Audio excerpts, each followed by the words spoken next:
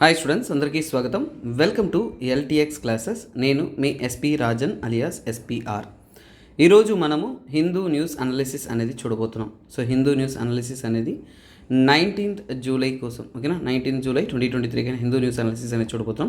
మీరు UPSC prepare అవుతున్నారు అంటే తెలుగు రాష్ట్రాల్లో ఉండే స్టూడెంట్స్ తప్పకుండా మిస్ కాకుండా రెగ్యులర్గా చూడవలసిన అద్భుతమైన హిందూ న్యూస్ అనాలిసిస్ మన హిందూ న్యూస్ అనాలిసిస్ అన్న ఎల్టీఎక్స్ క్లాసెస్ తరపు నుంచి మనం అందిస్తున్నది. సో మీకు ఎగ్జామ్ పాయింట్ ఆఫ్ వ్యూలో, prelims and mains point of వ్యూలో క్వాలిటేటివ్గా, కాంప్రహెన్సివ్గా, డీటెయిల్గా మీ యొక్క ఎగ్జామ్ పాయింట్ ఆఫ్ వ్యూలో అనేది అందించడం అనేది జరుగుతుంది. రెగ్యులర్గా ఫాలో అవుతారండి, మీ ఫ్రెండ్స్కి షేర్ చేస్తూ రండి. మీకోసం ఇంకా అద్భుతమైన కంటెంట్ అనేది మనం క్వాలిటేటివ్గా ఇస్తాము. సో ప్రతి ఒక్కరూ కూడా ఎగ్జామ్ ప్రిపేర్ అవుతున్నారు అంటే అదే స్పిరిట్, అదే జీల్, అదే ఎనర్జీ, అదే స్పోర్టివ్తో ఎనర్జెటిక్గా ప్రిపేర్ అవుతారని అన్న సక్సెస్ మీ వైపు వస్తుంది. So be working hard. So అలాగే ఎవరైతే యూపీఎస్సీ ప్రిపేర్ అవుతున్నారో వారికి అద్భుతమైన ఆఫ్లైన్ బ్యాచెస్ కావాలి. సార్ క్లాస్ ఎన్విరాన్మెంట్లో క్లాస్ వింటుంటే అలా బ్రెయిన్లోకి ఎక్కేయాలి, చదివిందంతా గుర్తుండిపోవాలి, ఎగ్జామ్లో మేము ఈజీగా రాయగలగాలి, సక్సెస్ వరించే విధంగా మాకు ఒక క్వాలిటేటివ్ క్లాసెస్ కావాలి అని కోరుకుంటున్నారు అంటే మీకోసం వచ్చేసిందండి ఆఫ్లైన్ బ్యాచెస్. హైదరాబాద్ మరియు వైజాగ్, హైదరాబాద్ మరియు విశాఖపట్నంలో మీకోసం యూపీఎస్సీ ఇన్ఫినిటీ కోర్సెస్ అనేది అందిస్తూ ఉన్నాము. ఎవరైతే యూపీఎస్సీ క్లాస్ ఎన్విరాన్మెంట్లో అద్భుతంగా అర్థమయ్యేలా తెలుగులో ఎక్స్ప్లెయిన్ చేస్తూ ఇంగ్లీష్ మీడియం స్టూడెంట్స్కి కూడా క్వాలిటేటివ్గా అర్థమయ్యే విధంగా, సో చూడండి 1st జూలై నుంచి కూడా న్యూ బ్యాచెస్ అనేది లాంచ్ చేస్తున్నాం. మీకు చూడండి ఎక్స్ప్లెనేషన్ అనేది తెలుగులో మీకు అర్థమయ్యేలా చెప్తాం. ఎందుకంటే చాలా చోట్ల మనకింటే కంప్లీట్ ఇంగ్లీష్ అయినప్పుడు కొంతమందికి చాలా ఇబ్బందికరంగా అవుతాం. సో కాకపోతే మీకు సబ్జెక్ట్స్ అనేది క్వాలిటేటివ్గా, మీకు ఫీజ్ అనేది 80,000 ఛార్జ్ చేయడం అనేది జరుగుతుంది. సార్ నేను ఒకసారి కట్టలేను సార్ అనే వారికి 10,000 రూపీస్ పర్ మంత్ పే చేసుకుంటూ కూడా కోర్స్ అనేది పొందొచ్చు. సార్ నేను సింగిల్ పేమెంట్ క్లియర్ చేస్తాను సార్ అనుకుంటే మీకు 10,000 రూపీస్ డిస్కౌంట్ కూడా ఉంటుంది. 70,000 రూపీస్ పే చేసి మీరు కోర్స్ అనేది పొందొచ్చు. మన కోర్సెస్ ఏదైనా కానీ లైఫ్ టైం వ్యాలిడిటీ నాన్న. సో మీరు ఒకసారి కోర్స్ తీసుకుంటే మళ్ళీ మీరు ఎక్కడా కూడా ఇంకొక కోర్స్ పొందాల్సిన అవసరం లేదు. క్వాలిటేటివ్గా మీకు అన్నీ కూడా అందుబాటులో ఉంటాయి. ఆఫ్లైన్ తీసుకున్న స్టూడెంట్స్కి ఇంకొక అద్భుతమైన అవకాశం ఏంటంటే మీకు ఆన్లైన్తో పాటు ఆఫ్లైన్ కూడా మీకు ఆఫ్లైన్తో పాటు ఆన్లైన్ కూడా మీకు అందుబాటులో అనేది ఉంటుంది అనమాట. సో ఇక్కడ తీసుకున్నారంటే మీ యొక్క ఫీజ్ అనేది ఇక్కడ ఇచ్చిన డీటెయిల్స్ అనేది 30th జూన్ వరకు వ్యాలిడిటీ. తర్వాత మీకు ఫీజ్ అనేది 20,000 రూపీస్ దాకా హైక్ అయ్యే అవకాశాలు ఉన్నాయి. అంటే నెక్స్ట్ నుంచి కూడా మీకు ఫీజ్ అనేది 1 lakh అవుతుంది. కాబట్టి ఎవరైతే యూపీఎస్సీ డ్రీమ్స్ పెట్టుకున్నారో సో త్వరగా ఈ యొక్క కోర్స్ అనేది తీసుకొని ప్రిపరేషన్ అనేది కొనసాగించగలరని భావిస్తున్నాం. తర్వాత ఆఫ్లైన్ వద్దు సార్, ఇంటికాడ నుంచి నేను ప్రిపేర్ అవుతాను సార్ అని అంటున్నారా, మీకోసం యూపీఎస్సీ ఇన్ఫినిటీ అనేది 60,000 రూపీస్కి ఆన్లైన్ కోర్స్ అనేది అందిస్తుంది. 1st జూలై నుంచి కూడా మీకు కోర్సెస్ అనేది స్టార్ట్ అవుతూ ఉన్నాన్న. సో ఇందులో ఈఎంఐ ఫెసిలిటీ ఉంది. నెలసరి 5,000 చొప్పున కూడా మీరు కట్టుకుంటూ ఈఎంఐ పద్ధతిలో కోర్స్ అనేది పొందొచ్చు. ఒక సింగిల్ పేమెంట్లో పే చేయాలనుకున్నట్టు 50,000 రూపీస్ మీకు కోర్స్ యొక్క ఫీజ్. ఈ ఫీ డీటెయిల్స్ అంతా కూడా మీకు 30th జూన్ వరకు అందుబాటులో అనేది ఉంటుందన్నమాట. తర్వాత 1st జూలై నుంచి కూడా మీ యొక్క ఫీజ్ అనేది 10,000 రూపీస్ అనేది హైక్ చేయడం జరుగుతుంది. సో నెక్స్ట్ ప్రిలిమ్స్ కోసం పర్టికులర్గా మీకోసం యూపీఎస్సీ ప్రిలిమ్స్ ఇన్ఫినిటీ కోర్స్ అనేది తీసుకొస్తున్నాం. ఇందులో CSAT, polity, history, economy, Geography, science and tech, environment, current affairs, NCERT, prelims test series ఇలా అద్భుతమైన కోర్సెస్ అంతా కూడా అందిస్తూ క్వాలిటేటివ్గా మీకోసం మనం అందిస్తూ ఉన్నామండి. సో ఇవన్నీ కూడా కోర్స్ కలిపితే మీకు సో 30th జూన్ వరకు అందుబాటులో అనేది ఉంటుంది. So this is what a beautiful course. Prelims మాత్రం ఉంటున్న వారికి 30,000 రూపీస్కి కోర్స్ అనేది అందుబాటులో ఉంటుంది. ఇందులో ఏంటంటే సొసైటీ, ఇంటర్నేషనల్ రిలేషన్స్ ఇలాంటి టాపిక్స్ ఏవైతే మెయిన్స్ ఓరియంటెడ్ ఉంటాయో అవి మాత్రం అందుబాటులో ఉండవు, మిగతావన్నీ ఉంటుందన్నమాట. ఈ కోర్స్ అనేది మీకు లైవ్ అండ్ రికార్డెడ్ పద్ధతిలో అందుబాటులో ఉంటుంది. Okay guys, let's get into the topic of the day. ఈ రోజు నుంచి కూడా మనము సో ఒక ఎంసీక్యూ అంటే గత సంవత్సరం అడిగిన ఒక క్వశ్చన్ ఏదైతే ఉంటుందో వాటిని కూడా చూస్తూ దాన్ని కూడా రెగ్యులర్గా మీరు పార్టిసిపేటివ్గా ఆన్సర్ చేసేలా అనేది చూస్తాము. సో కైండ్లీ గైస్, నా తరపు నుంచి ఒకే రిక్వెస్ట్ ఏంటంటే క్లాసెస్ వినేది ఒక ఆన్లైన్లో వింటున్నారంటే మీ అందరికీ ఒక ఇబ్బందులు ఉంటాయి. ఎందుకంటే ఆఫ్లైన్లో ఏంటి ఒక ఎన్విరాన్మెంట్ ఉంటుంది, క్లాస్ ఉంటుంది, స్టూడెంట్స్ ఉంటారు, ఒక ఎనర్జెటిక్ ప్లాట్ఫామ్ అనేది ఉంటుంది. కానీ ఇక్కడ ఆన్లైన్ అన్నప్పుడు మీతో పాటు స్పోర్టివ్గా ఉండేది ఉండదు. కాకపోతే నా మాటల ద్వారా మీరు వినండి, పార్టిసిపేట్ చేస్తూ రండి ఈరోజు, అప్పుడు మీకు అద్భుతంగా అనేది ఉంటుందన్నమాట. సో ఈరోజు మనం చూసుకోబోయేది అంటే గీతా ప్రైజ్, ఓకేనా, గీతా ప్రెస్, ఓకేనా. గీతా ప్రెస్ వచ్చేసి గోరఖ్పూర్ చెందిన వారికి ఏంటంటే గాంధీ పీస్ ప్రైజ్ అనేది అవార్డ్ చేయడం జరిగింది. ఓకేనా. సో ఎవరికి? గీతా ప్రెస్ గోరఖ్పూర్కి చెందింది. సో ఫస్ట్ ఆఫ్ ఆల్ ఏంటంటేనా, ఈ గాంధీ పీస్ ప్రైజ్ అంటే ఏంటి, తర్వాత మనకి ఏంటి ఈ గీతా ప్రెస్ అంటే ఏంటో మనము తెలుసుకుందాం. ఓకేనా. సో ఇది మీకు చూడండి అవార్డ్స్ అండ్ రికగ్నైజేషన్ కేటగిరీలో వస్తుంది. ఇంతకుముందు కూడా యూపీఎస్సీలో ఇలాంటి క్వశ్చన్ అనేది మీకు గాంధీ పీస్ ప్రైజ్ సంబంధితమైన క్వశ్చన్ అనేది అడుగున్నారు కాబట్టి దీన్ని మనము పర్టికులర్గా చూసుకుందాం. సో ఓకేనా, ఇది 2021కైనా ప్రైజ్ నాన్న. సో ఈ యొక్క బిరుదు ఓకేనా, గాంధీ పీస్ ప్రైజ్ అనేది ఇచ్చారు. సో ఫస్ట్ ఆఫ్ ఆల్ అంటే మనం తెలుసుకునేది ఏంటంటే నాన్న, గాంధీ పీస్ ప్రైజ్ గురించి తెలుసుకుందాం. ఏం తెలుసుకుంటున్నాం నాన్న? Gandhi peace prize. ఈ గాంధీ పీస్ ప్రైజ్ అంటే ఏంటి, ఎప్పుడు ఇస్తారు, ఎవరికి ఇస్తారు, ఎందుకు ఇస్తారు? సో ఇది ఎవరి తరపు నుంచి ఇస్తున్నారు? యాక్చువల్గా ఏంటంటే గవర్నమెంట్ ఆఫ్ ఇండియా, మన గవర్నమెంట్ తరపు నుంచి కూడా 1995 నుంచి కూడా యాన్యువల్ అవార్డ్స్ రూపంలో. యాన్యువల్ అవార్డ్స్ అంటే ఏంటి నాన్న? యాన్యువల్ అవార్డ్స్ అంటే మనకి ప్రతి సంవత్సరం ఓకేనా. సో అంటే ఇయర్లీ అనేది ఇస్తారనమాట, యాన్యువల్ అవార్డ్స్ రూపంలో అనేది ఇస్తారు. సో 1995 నుంచి ఇస్తూ వస్తున్నారనమాట. సరే ఓకేనా. సో ఎందుకు 1995 నుంచే ఇస్తున్నారు అంటే అప్పటి నుంచి ఎందుకంటే నన్ను యాక్చువల్గా 125th బర్త్డే ఓకేనా, 125th birthday of our Gandhi ఓకేనా, 125th బర్త్డే ఆఫ్ గాంధీని సెలబ్రేట్ చేసుకుంటూ, మహాత్మా గాంధీ గారి బర్త్డేని సెలబ్రేట్ చేసుకుంటూ ఈ అవార్డ్స్ అనేది ఇంక్లూడ్ చేయడం అనేది జరిగింది. సరే ఈ అవార్డ్స్ అనేది ఎవరెవరికి ఇస్తారు? అందరికీ, ఆల్ పర్సన్స్, అంటే వీరికి ఇవ్వాలి వారికి ఇవ్వాలి అనే రెస్ట్రిక్షన్స్ అనేది లేవన్నమాట. అంటే for example all persons regardless of nationality, any nationality అంటే ఏంటి, మన ఇండియన్స్కి ఇవ్వాలనుందా? లేదు. అంటే ఎనీ నేషనాలిటీ అంటే వేరే దేశం వాళ్ళకు కూడా ఈ బిరుదు ఇవ్వచ్చా అంటే ఇవ్వచ్చు. అంటే రిగార్డ్లెస్ ఆఫ్ నేషనాలిటీ, రేస్ ఓకేనా, రేస్ అలాగే లాంగ్వేజ్, ఎలాంటి భేదాలు లేవు, ఎలాంటి అడ్డంకులు లేవు ఓకేనా. క్యాస్ట్ ఓకేనా, క్యాస్ట్ అండ్ క్రీడ్. సో ఎలాంటి భేదాలు లేకుండా వారందరికీ కూడా జెండర్ అన్నిటినీ కూడా కన్సిడర్ చేయకుండా రిగార్డ్లెస్ ఆఫ్ ఎనీథింగ్ వారికి అనేది ఇస్తారు. కాకపోతే ఇక్కడ ఓకేనా, సో ఇక్కడ ఏమి ఇస్తారంటే నాన్న బిరుదులో ఏంటంటే మీకు ఒక అమౌంట్ ఇస్తారు. ఈ అమౌంట్ అనేది ఏంటంటే ఎంత ఇస్తారు అంటే 1 crore rupees అనేది ఇస్తారు. 1 crore ఇస్తారు. తర్వాత ఒక సైటేషన్, ఒక గుర్తింపు అనేది ఇస్తారు. సైటేషన్తో పాటు ఏంటంటే మన ట్రెడిషనల్ హ్యాండీక్రాఫ్ట్తో తీసుకున్న ఓకేనా, సో ఒక షాల్వా లాంటిది అనేది కూడా ఇస్తారు. అలాంటి గుర్తింపు అనేది ఇస్తారు ఓకేనా. అంటే మన ట్రెడిషనల్ వాల్యూస్ని ఇవన్నీ గుర్తిస్తూ ఇస్తారు. అలాగే పర్సన్కి మాత్రమే అన్నారు, పర్సన్కి మాత్రం ఇవ్వచ్చా అంటే లేదు, ఇది ఇన్స్టిట్యూషన్స్కి కూడా ఇవ్వచ్చు. ఇన్స్టిట్యూషన్స్కి ఇవ్వచ్చు, ఇండివిజువల్స్కి అంటే సగటు సామాన్య వ్యక్తులు ఎవరికైనా ఉండి వారి యొక్క ఎక్సలెన్స్ని గుర్తిస్తూ ఇవ్వచ్చు ఓకేనా. ఆర్గనైజేషన్స్ ఏవైతే ఉన్నాయో, ఇంటర్నేషనల్ ఆర్గనైజేషన్స్ ఏవైతే ఉన్నాయో వారికి కూడా ఇవ్వచ్చు ఓకేనా. సో ఇవన్నీ కూడా ఇవ్వచ్చు అనేది ఇక బిరుదు అనేది మనకి తెలిసిందనమాట. సో రీసెంట్గానే ఇప్పుడు 2021కైనా బిరుదు, అలాంటి ఒక 2021కైనా బిరుదే మనం ఎవరికి ఇచ్చున్నాము? గీతా ప్రెస్కి ఇచ్చున్నాం. ఎవరికి ఇచ్చారు? గీతా ప్రెస్కి అనేది ఇచ్చున్నారన్నమాట. సో ఈ గీతా ప్రెస్ గురించి కొన్ని పాయింట్స్ తెలుసుకున్నారంటే, ఈ గీతా ప్రెస్ అనేది ఎప్పుడు స్థాపన అయింది? 1923లో స్వతంత్రం రావడానికి ముందే ఇది స్థాపన అనేది జరిగింది. అలాగే గీతా ప్రెస్ యొక్క ప్రాముఖ్యత విషయానికి వచ్చారు అంటే వరల్డ్లోనే వన్ ఆఫ్ ద అంటే ఏంటి? లార్జెస్ట్ ఓకేనా. వన్ ఆఫ్ ద లార్జెస్ట్ అంటే ఉన్న వాటిలో పెద్ద వాటిలో ఇది కూడా ఒకటి అనమాట. ఇది వరల్డ్స్ లార్జెస్ట్ కాదు, వన్ ఆఫ్ ద లార్జెస్ట్ అన్నప్పుడే వన్ ఆఫ్ ద అంటే ప్రపంచంలో ఉన్న వాటిలో ఇది కూడా ఒక ప్రముఖమైన పబ్లిషర్స్ అన్నమాట. సరే పబ్లిషర్స్ అన్నప్పుడు దానిలో ఉంటే స్పెషల్ తెలియాలి కదా. 41.7 crore బుక్స్, ఎంతనన్నా 41.7 crore బుక్స్ అనేది ఇందులో పబ్లిష్ చేస్తున్నారు. ఇది మాత్రమే కాకుండా వారు 14 లాంగ్వేజెస్లో అనేది పబ్లికేషన్స్ అనేది చేస్తున్నారు. సో అంత ప్రాముఖ్యత కలిగింది ఓకేనా. సో అలాగే ఏంటంటే భగవద్గీతను కూడా ఏంటంటేనన్నా వీరు సుమారుగా 16 కోట్లకు పైగా ఎడిషన్స్ అనేది వీరు ప్రింట్ చేస్తున్నారు. అలాగే ఏంటంటే కన్నా వీరికి ఎందుకు ఈ బిరుదు ఇచ్చున్నారు అంటే వీళ్ళు సమాజ బాధ్యతతో పాటు నాన్ వైలెంట్ పద్ధతిలో ఎకనామిక్ పొలిటికల్ చేంజెస్లో గాంధీయన్ పద్ధతులను ఫాలో అయ్యి వీరి యొక్క ప్రాముఖ్యతను గుర్తిస్తూ ఈ బిరుదు అనేది వీరికి ఇవ్వడం జరిగింది. సో ఇలాంటి బిరుదులు అనేది మీకు నెక్స్ట్ వస్తున్న ఏ కాంపిటేటివ్ ఎగ్జామ్ అయినా కానీ ఇది చాలా ఇంపార్టెంట్, మీరు గుర్తుపెట్టుకోండి అన్నమాట. సో నెక్స్ట్ స్టూడెంట్స్ అందరికీ ఒక ఇంపార్టెంట్ అనౌన్స్మెంట్. టార్గెట్ ప్రిలిమ్స్ 2023 రూపంలో మీరు ప్రిలిమ్స్ ప్రిపేర్ అవుతున్న వారికి డైరెక్ట్గా సురేష్ సార్ గైడెన్స్తోనే, అంటే సురేష్ సారే మీకు పర్సనల్గా ఇయర్ లాంగ్ ప్లాన్ కానీ గైడెన్స్ కానీ అన్నీ కూడా అందిస్తారు. వారే ఈ యొక్క ప్రిలిమ్స్ 2024 అనేది టేక్ కేర్ చేస్తారు. దానికి ఆ గైడెన్స్ ప్లాన్లో మీరు కూడా జాయిన్ అవ్వాలనుకుంటే ఫీజ్ అనేది 10,000 rupees. If you are interested you can join అన్నమాట. ఇక్కడ కాంటాక్ట్ నెంబర్ అనేది ఇవ్వడం జరిగింది. You can contact for more information.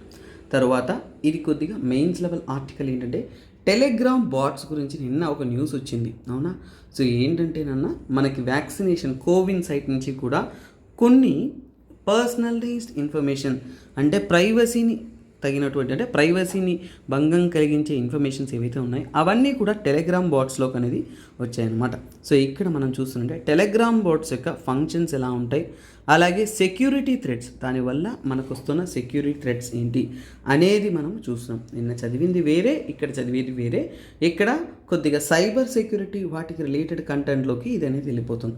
So అంటే ఇప్పుడు టెలిగ్రామ్ బాట్స్ యొక్క ఫంక్షనింగ్ కానీ ఆ టెలిగ్రామ్ ఫంక్షనింగ్ యొక్క ప్రాబ్లమ్స్ కానీ మనము రీసెంట్గానే చదువుతున్నాం. సో ఎందుకంటే ఈ వ్యాక్సినేషన్స్ ద్వారా, ఓకేనా, సో ఇది ఏంటంటే మనకి ఎక్కువగా ఏంటంటేనా సెక్యూరిటీ, ఓకేనా, సోషల్ సెక్యూరిటీ టాపిక్స్లో అనేది వస్తుంది.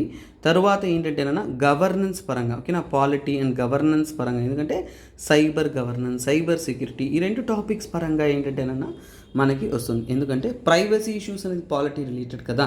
అంటే ఈ మధ్యకాలంలో ఏంటంటేనన్నా సో మన పర్సనల్ ఇన్ఫర్మేషన్ అంతా కూడా పబ్లిక్ ప్లాట్ఫామ్లో ఈజీగా అనేది అందుబాటులో ఉంది. ఈ బాట్స్ అంటే ఏంటి, ఈ బాట్స్ వల్ల చాలా టెలిగ్రామ్ బాట్స్ వల్ల చాలా ఇన్ఫర్మేషన్స్ అంతా కూడా ఏంటంటే ఈజీగా అనేది బయటలో కనుక అనేది స్ప్రెడ్ అవుతూ వస్తుంది అనే దాని గురించి మనం ఇప్పుడు తెలుసుకుందాం, ఓకేనా. సో ఫస్ట్ ఏంటంటేనన్నా టెలిగ్రామ్ అంటే ఏంటో తెలుసుకుందాము. తర్వాత టెలిగ్రామ్ బాట్స్ అంటే ఏంటో తెలుసుకుందాం. తర్వాత ఈ బాట్స్ని ఎందుకు ఉపయోగిస్తారో తెలుసుకుంటాము. తర్వాత చూడండి the beauty of learning topic ఏంటి, టెలిగ్రామ్ బాట్స్. సో ఎలా నేర్చుకోవాలనేది మీకు చెప్తున్నాను. టెలిగ్రామ్ బాట్స్ గురించి న్యూస్ వచ్చినప్పుడు మనం ఏ విధంగా నేర్చుకుంటున్నాం అనేది చెప్తాం. సో ఇక్కడ టెలిగ్రామ్, ఓకేనా. సో ఏం నేర్చుకుంటున్నాము, టెలిగ్రామ్ అంటే ఏంటో తెలుసుకుంటాం. తర్వాత టెలిగ్రామ్ బాట్స్ ఉంటాయి చూసారా, ఆ టెలిగ్రామ్ బాట్స్ అంటే ఏంటో తెలుసుకుందాం. వాటి యొక్క యూసెస్ ఎందుకు ఉపయోగిస్తున్నారో తెలుసుకుంటాం. సో అలాగే అవి సేఫా కాదా తెలుసుకుందాం, అంటే సేఫ్టీ, వాటి యొక్క సేఫ్టీ విషయం తెలుసుకుందాం. తర్వాత ఇప్పుడు ఇండియా సంబంధితమైనది కదా, ఎప్పుడూ కూడా ఏ ఒక టాపిక్ చదవండి నాన్న. స్టూడెంట్స్ అందరికీ కూడా నేను చాలా క్రూషియల్గా ఒక విషయం చెప్తాను. మీరు ఏ టాపిక్ అయినా చదవండి. చదివిన తర్వాత మీకు ఒక ముఖ్యమైన విషయం ఏంటంటే చాలా చాలా జాగ్రత్తగా చాలా ముఖ్యంగా మీరు తెలుసుకోవాల్సిన చాలా ఇంపార్టెంట్ థింగ్ ఏంటంటే ఇండియా పర్స్పెక్టివ్, అంటే ఇండియా యొక్క పరిస్థితి ఏంటి, ఇండియా ఇలాంటి సైబర్ థ్రెట్ని, ఇలాంటి సైబర్ సెక్యూరిటీని ఫైట్ చేయడానికి మనం ఎలాంటి చట్టాలు లాస్ రూపొందించుకున్నాం, ఎలాంటి మెకానిజం ఫాలో అవుతున్నాం, ఓకేనా, మెకానిజం ఏది ఫాలో అవుతున్నాం, ఇలా ఎందుకు ఈ పాయింట్లో చెప్తున్నాను అంటే ఈ క్వశ్చన్ అనేది మీకు ప్రిలిమ్స్ కానీ మెయిన్స్ కానీ రెండూ పర్స్పెక్టివ్లో చాలా క్రూషియల్ అనమాట. సో అందుకని దీన్ని ఒక బ్రాడర్ రేంజ్లో మనం చదువుతాం. సో ఇన్ని విషయాలు మనం తెలుసుకుంటాం అన్నమాట. సో కైండ్లీ కీప్ వాచింగ్ నాన్న, చివరి దాకా చూడండి ప్రతి ఒక్క వీడియోను, ప్రతి కంటెంట్ని. అప్పుడే మీకు ఎగ్జామ్ పాయింట్ ఆఫ్ వ్యూలో మీరు చదవచ్చు, బట్ ఇక్కడ మనం ఇస్తున్న పర్స్పెక్టివ్ అనేది చాలా ఇంపార్టెంట్ ఎగ్జామ్కి. సో ఇప్పుడు టెలిగ్రామ్ ఫస్ట్ ఏంటంటే ఎక్కడ స్టార్ట్ చేద్దామంటే టెలిగ్రామ్ అంటే ఏంటి, ఈ యొక్క యాప్ అనేది ఎలా స్టార్ట్ అయింది. సో ఇది ఒక ఏపీఐ. సో ఏపీఐ అంటే ఏంటి, అప్లికేషన్ ప్రోగ్రామింగ్ ఇంటర్ఫేస్. ఇదేంటి, అప్లికేషన్ ప్రోగ్రామింగ్ ఇంటర్ఫేస్. సో అంటే ఏంటంటే ఇది యాప్గా ఫోన్లో మాత్రమే కాదు, మనం డిజిటల్ సిస్టమ్స్ వాటన్నిటిలో కూడా ఉపయోగించుకోవచ్చు అనమాట. ప్రోగ్రామింగ్ ఇంటర్ఫేస్ ఇది ఎందుకు ఉపయోగించుకోవచ్చు, ముఖ్యంగా ఏంటంటే మెసేజింగ్. సో ఇది ఒక మెసేజింగ్ ప్లాట్ఫామ్ లాగా లాంచ్ చేశారు. ఎప్పుడు లాంచ్ చేశారు, ఈ టెలిగ్రామ్ అనేది లాంచ్ చేసి 2013లో 2013లో ఒక మెసేజింగ్ ప్లాట్ఫామ్ లాగా మనకి డెవలప్ అనేది చేసి లాంచ్ చేశారు, ఓకేనా. సో దీని ద్వారా ఏంటంటేనన్నా ఎవరైనా కానీ ఉపయోగించుకోవచ్చు. ఫర్ ఎగ్జాంపుల్ ఏంటంటే దీంట్లో కొన్ని స్పెషలైజ్ టూల్స్, అంటే ఇది ఒక అప్లికేషన్ ప్రోగ్రామింగ్ ఇంటర్ఫేస్, అంటే ఒక ఓపెన్ సోర్స్ ఏపీఐ అంటారు. అంటే ఓపెన్ సోర్స్ అంటే ఏంటి, ఓపెన్ సోర్స్ అంటే ఏంటి, ఎవరైనా కానీ దీంట్లో మనము కోడింగ్ చేసుకోవచ్చు అనమాట. ఎవరైనా కానీ దీంట్లో మనము డెవలపింగ్ చేసుకోవచ్చు. అంటే ప్రస్తుతానికి ఏంటంటే ఈ యొక్క టెలిగ్రామ్ అనే ఒక విషయంలో మాత్రమే ఏంటంటే 700 మిలియన్ యూజర్స్ ఉన్నారు, ఓకేనా. 700 మిలియన్ మంత్లీ యాక్టివ్ యూజర్స్, అంటే ఒక నెలకి గాను, ఓకేనా, మంత్లీ యాక్టివ్ యూజర్స్ అనేది ఇంతమంది ఉపయోగిస్తుంటారు. అంటే ఇక్కడ మనకి నచ్చినటువంటి విధంగా, ఓకేనా, మనకి నచ్చినటువంటి విధంగా ఏపీఐలో అంటే స్పెషలైజ్డ్ టూల్స్ మనం తీసుకోవచ్చు. ఏంటది, స్పెషలైజ్డ్ టూల్స్ అంటే స్పెషలైజ్డ్గా ఒక పర్టికులర్ విషయానికి మనము కేటగరైజ్ చేయొచ్చు. అంటే కొన్ని పర్పస్ ఇచ్చి ఆ పర్పస్కి మాత్రం, అంటే ఏంటి బాట్స్. సో అలాంటి పర్పస్ ఇస్తూ మనం కేటగరైజ్ చేసేదే బాట్స్ అనమాట. సో అలాగే ఏంటంటే దీంట్లో మనం not only messaging, file sharing కూడా చేసుకోవచ్చు. అంటే ఫైల్ షేరింగ్ అనేది సుమారుగా ఏంటంటేనా 2 GB దాకా మనం షేర్ చేసుకోవచ్చు. ఓకేనా, 2 GB దాకా ఏంటంటే మనము క్లౌడ్ ద్వారా, ఓకేనా, క్లౌడ్ ద్వారా అనేది దీంట్లో షేర్ అనేది చేసుకోవచ్చు. ఓకేనా, సో అంటే అంత అద్భుతమైన ఫెసిలిటీస్ క్రియేట్ చేసే ఒక డివైస్ అనమాట. సో అంటే ఒక యాప్ లాంటిది. ఓకేనా, ఏపీఐ, అప్లికేషన్ ప్రోగ్రామింగ్ ఇంటర్ఫేస్. యాక్చువల్గా ఏపీఐ అంటే ఏంటి, ఫుల్ ఫామ్ మీకు తెలుసు కాబట్టి నో ప్రాబ్లం. యాక్చువల్గా దీనికి డెఫినేషన్స్ ఏంటి, ఒక పర్ఫెక్ట్ డెఫినేషన్ మనకు తెలియాలి కదా. సో దానికని చెప్తాను. సో ఏపీఐ అంటే ఏంటంటే నాన్న, సో ఇట్స్ ఎ వే, ఓకేనా, ఇట్స్ ఎ వే ఫార్, ఓకేనా, way far 2 or more computers. అంటే చూడండి, 2 or more అంటే 2 అంతకంటే ఎక్కువ, 2 or more కంప్యూటర్ ప్రోగ్రామ్స్. ఓకేనా, 2 or more కంప్యూటర్ ప్రోగ్రామ్స్ ఏవైతే ఉన్నాయో, ఆ ప్రోగ్రామ్స్ వచ్చేసి, ఓకేనా, ప్రోగ్రామ్స్ అనేది కమ్యూనికేట్ చేసుకోవడానికి, అంటే ఒక ప్రోగ్రామ్ నుంచి ఇంకో ప్రోగ్రామ్ అనేది కమ్యూనికేట్ చేసుకోవడానికి ఒక ఇంటర్ఫేస్ లాగా అనేది ఏర్పడుతుంది. ఓకేనా, సో అంటే ఒక ఇంటర్ఫేస్. ఇది ఎలా జరుగుతుంది అనేది ఒక సింపుల్ టర్మ్స్లో మీకోసం చెప్తాను చూడండి. కొద్దిగా ఇది టెక్నికల్ నన్ను, అందువల్ల ఇప్పుడు నేను ఒక క్లయింట్ ఉన్నాను అనుకోండి, నేను ఒక పర్సన్. ఓకేనా, సో ఇక క్లయింట్ అంటే ఒక పర్సన్ నేను. ఓకేనా, సో ఈ పర్సన్ అనేది ఏంటి, సో ఇంటర్నెట్లోకి వెళ్తాడు. ఓకేనా, ఎక్కడికి వెళ్తాడు, ఇంటర్నెట్ అనేది ఏంటి, ఒక కంప్యూటర్ ప్రోగ్రామే కదా.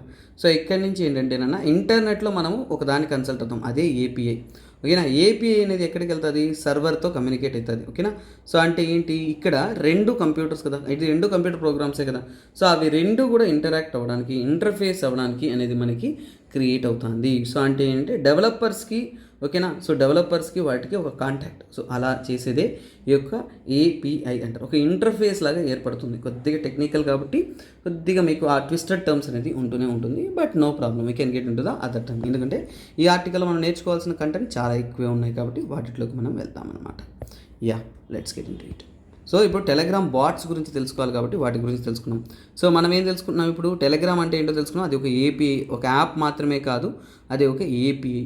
మరి ఇప్పుడు టెలిగ్రామ్ బాట్స్ అంటే ఏంటి, ఫర్ ఎగ్జాంపుల్ ఏంటంటే ఇప్పుడు టెలిగ్రామ్ బాట్స్ అంటే ఏంటంటే సింపుల్ టర్మ్లో చెప్పాలంటే ఒక వ్యక్తికి కానీ, ఒక ఏజెంట్, ఓకేనా, ఒక ఏజెంట్ లాగా యాక్ట్ అవుతుంది. ఓకేనా, ఫర్ ఎగ్జాంపుల్ అంటే ఒక పర్సన్ ఉన్నారంటే ఇండివిజువల్ పర్సన్కి అతనికి ఏజెంట్గానో, లేదంటే కంప్యూటర్ ప్రోగ్రామ్ ఏదైనా ఉంటే దానికి ఒక ఏజెంట్గానో యాక్ట్ అవుతుంది. అంటే సో అది ఇండివిజువల్గా చాలా పర్ఫార్మెన్సెస్ అనేది చేస్తుంది. ఫర్ ఎగ్జాంపుల్ ఏంటంటే వాటి పర్ఫార్మెన్స్ బేస్డ్గా మనం తీసుకున్నాం అంటే అర్థం. టెలిగ్రామ్ బోట్స్ అనేది ఏంటంటే ఇంటరాక్ట్ విత్ ద యూసర్స్. మనం ఎవరైతే ఉన్నామో మనం ఏం అడిగితే అది ఇస్తుంది.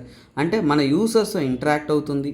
తర్వాత ఏంటంటే టెక్స్ట్ బేస్డ్, ఎక్కువగా అంటే వాయిస్ బేస్గా టెక్స్ట్ బేస్డ్ ఇంటరాక్షన్స్ అనేది చేస్తుంది అనమాట. మనం ఏమన్నా అడిగితే దానికి సమాధానం ఇవ్వడం, లేదంటే ఏంటి 1-to-1 కన్వర్జేషన్స్ పెట్టుకోవడం. అంటే మనం ఒక పర్సన్తో ఎలాగైతే మాట్లాడతామో ఆ విధంగా, అంటే ఆర్టిఫిషియల్ ఇంటెలిజెన్స్ లాగా ఒక రకంగా అంటే కొన్ని స్పెసిఫైడ్ టాస్క్స్ కోసం, అంటే ఏంటంటే వాటి కోసం ఏంటంటే ముఖ్యంగా ఏంటంటే కొన్ని ఇన్ఫర్మేషన్స్ని కోసం. ఓకేనా, సో వాటిలో ఉంటున్న ఇన్ఫర్మేషన్స్ ఏవైతే ఉన్నాయో ఆ ఇన్ఫర్మేషన్స్ని కలెక్ట్ చేయడం కోసం, అలాగే పర్ఫామ్ యాక్షన్స్, కొన్ని యాక్షన్స్ ఏవైతే ఉంటాయో ఆ పర్ఫామ్ యాక్షన్స్ అంటే ఆ యాక్షన్స్ని పర్ఫామ్ చేయడానికి వాటికి అనేది ఇవి యాక్ట్ అవుతుంది. అలాగే యూసర్స్ ఎవరైతే ఉంటారో ఆ యూసర్స్కి ఏంటంటే సర్వీసెస్ అందించడం, తగినటువంటి విషయాలను సర్వీసెస్గా అనేది అందించడం, ఇవన్నీ కూడా చేస్తారు.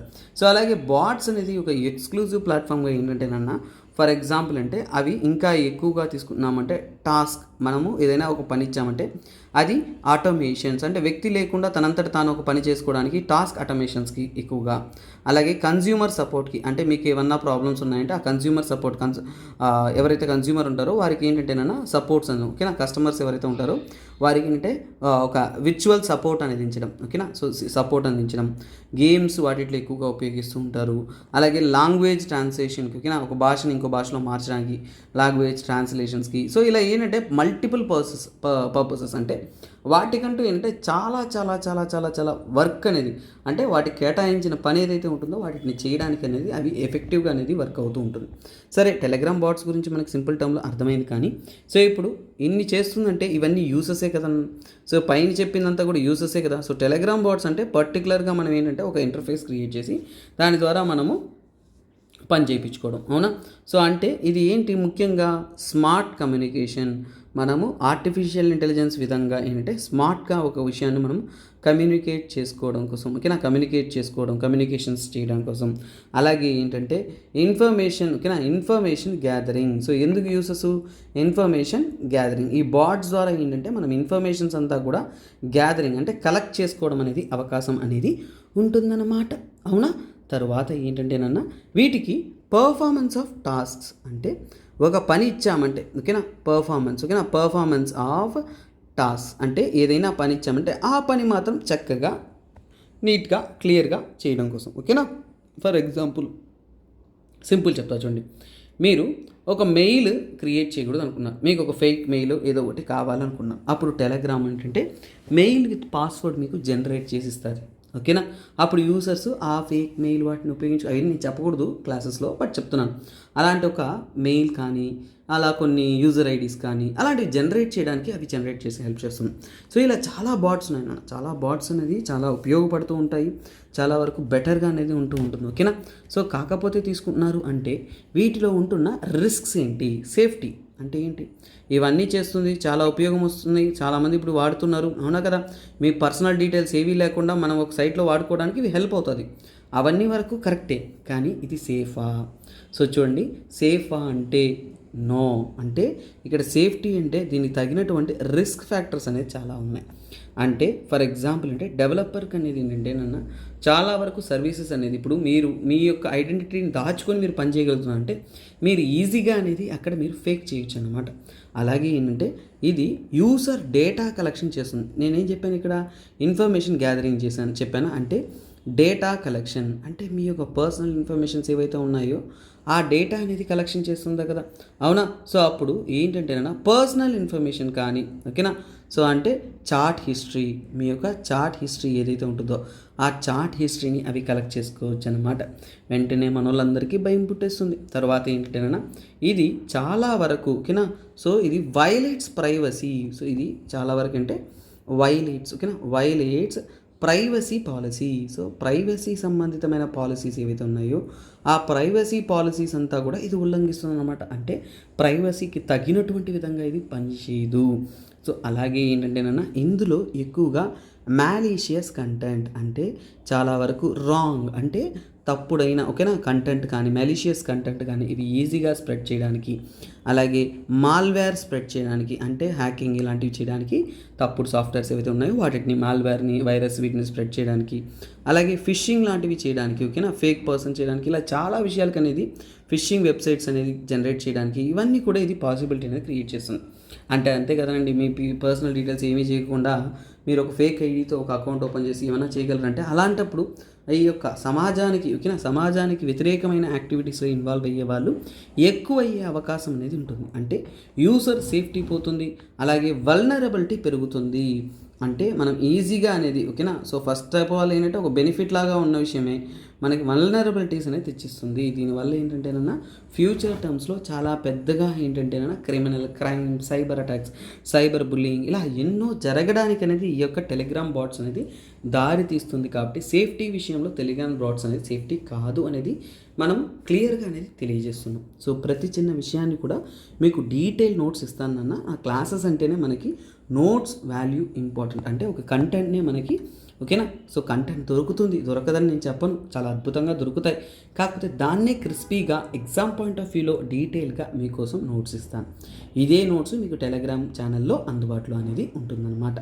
So kindly students keep following, share చేయండి, సో వాళ్ళు కూడా దాన్ని పొందని, ఓకేనా. That is what. సో తర్వాత ఇండియా, నేనేం చెప్పాను, ఇండియా పరంగా తీసుకున్నారు అంటే పరిస్థితి ఏంటి, ఈ మధ్యకాలంలో మనకి ఏంటంటే సైబర్ థ్రెట్స్ అనేది పెరుగుతుంది, అవునా కదా. సైబర్ సెక్యూరిటీ కానీ ఇవన్నీ కూడా చాలా వరకు పెరుగుతుంది. ఇంకా సింపుల్గా చెప్పాలంటే 2020లో మాత్రం ఒక ఇండియాలో రిపోర్ట్ చేసిన దాంట్లో సైబర్ అటాక్స్ విషయాన్ని తీసుకున్నట్టే, ఓకేనా. సైబర్ అటాక్స్ విషయంలో మాత్రం మన ఇండియాలో తీసుకున్నాము అంటే సుమారుగా 1.16 మిలియన్ కేసులు అనేది రిపోర్ట్ అయ్యాయి అన్నమాట. అంటే చూడండి, ఓకేనా. సో అంటే ఫర్ ఎగ్జాంపుల్ 2020లో మాత్రమే మనకి ఏంటి సైబర్ సెక్యూరిటీ థ్రెట్స్ అనేది చాలా పెరుగుతూ ఉన్నాయి. సో 1.16 అంటే 11 లక్షలకు పైగా కేసెస్ అనేది రిపోర్ట్ అయ్యాయి. అలాగే ఎవ్రీ డే ప్రతిరోజు, సైబర్ అటాక్స్ అనేది చాలా ఎక్కువగా జరుగుతూ ఉన్నాయి. సుమారుగా మనకి 3137 సైబర్ అటాక్స్ అనేది జరుగుతూ ఉన్నాయి. అంటే సైబర్ అటాక్స్ అంటే తెలుసు కదా నాన్న. సో ఈ యొక్క సైబర్ అటాక్స్ అనేది పెరుగుతూ ఉన్నాయి. సో కాకపోతే వీటి సేఫ్టీని మనము కాపాడుకోవడం చాలా చాలా ఇంపార్టెంట్. అలాగే ఇంకొక విషయం, ప్రస్తుతానికి ఇండియాలో చూడండి డెడికేటెడ్ సైబర్ సెక్యూరిటీ లా లేదు.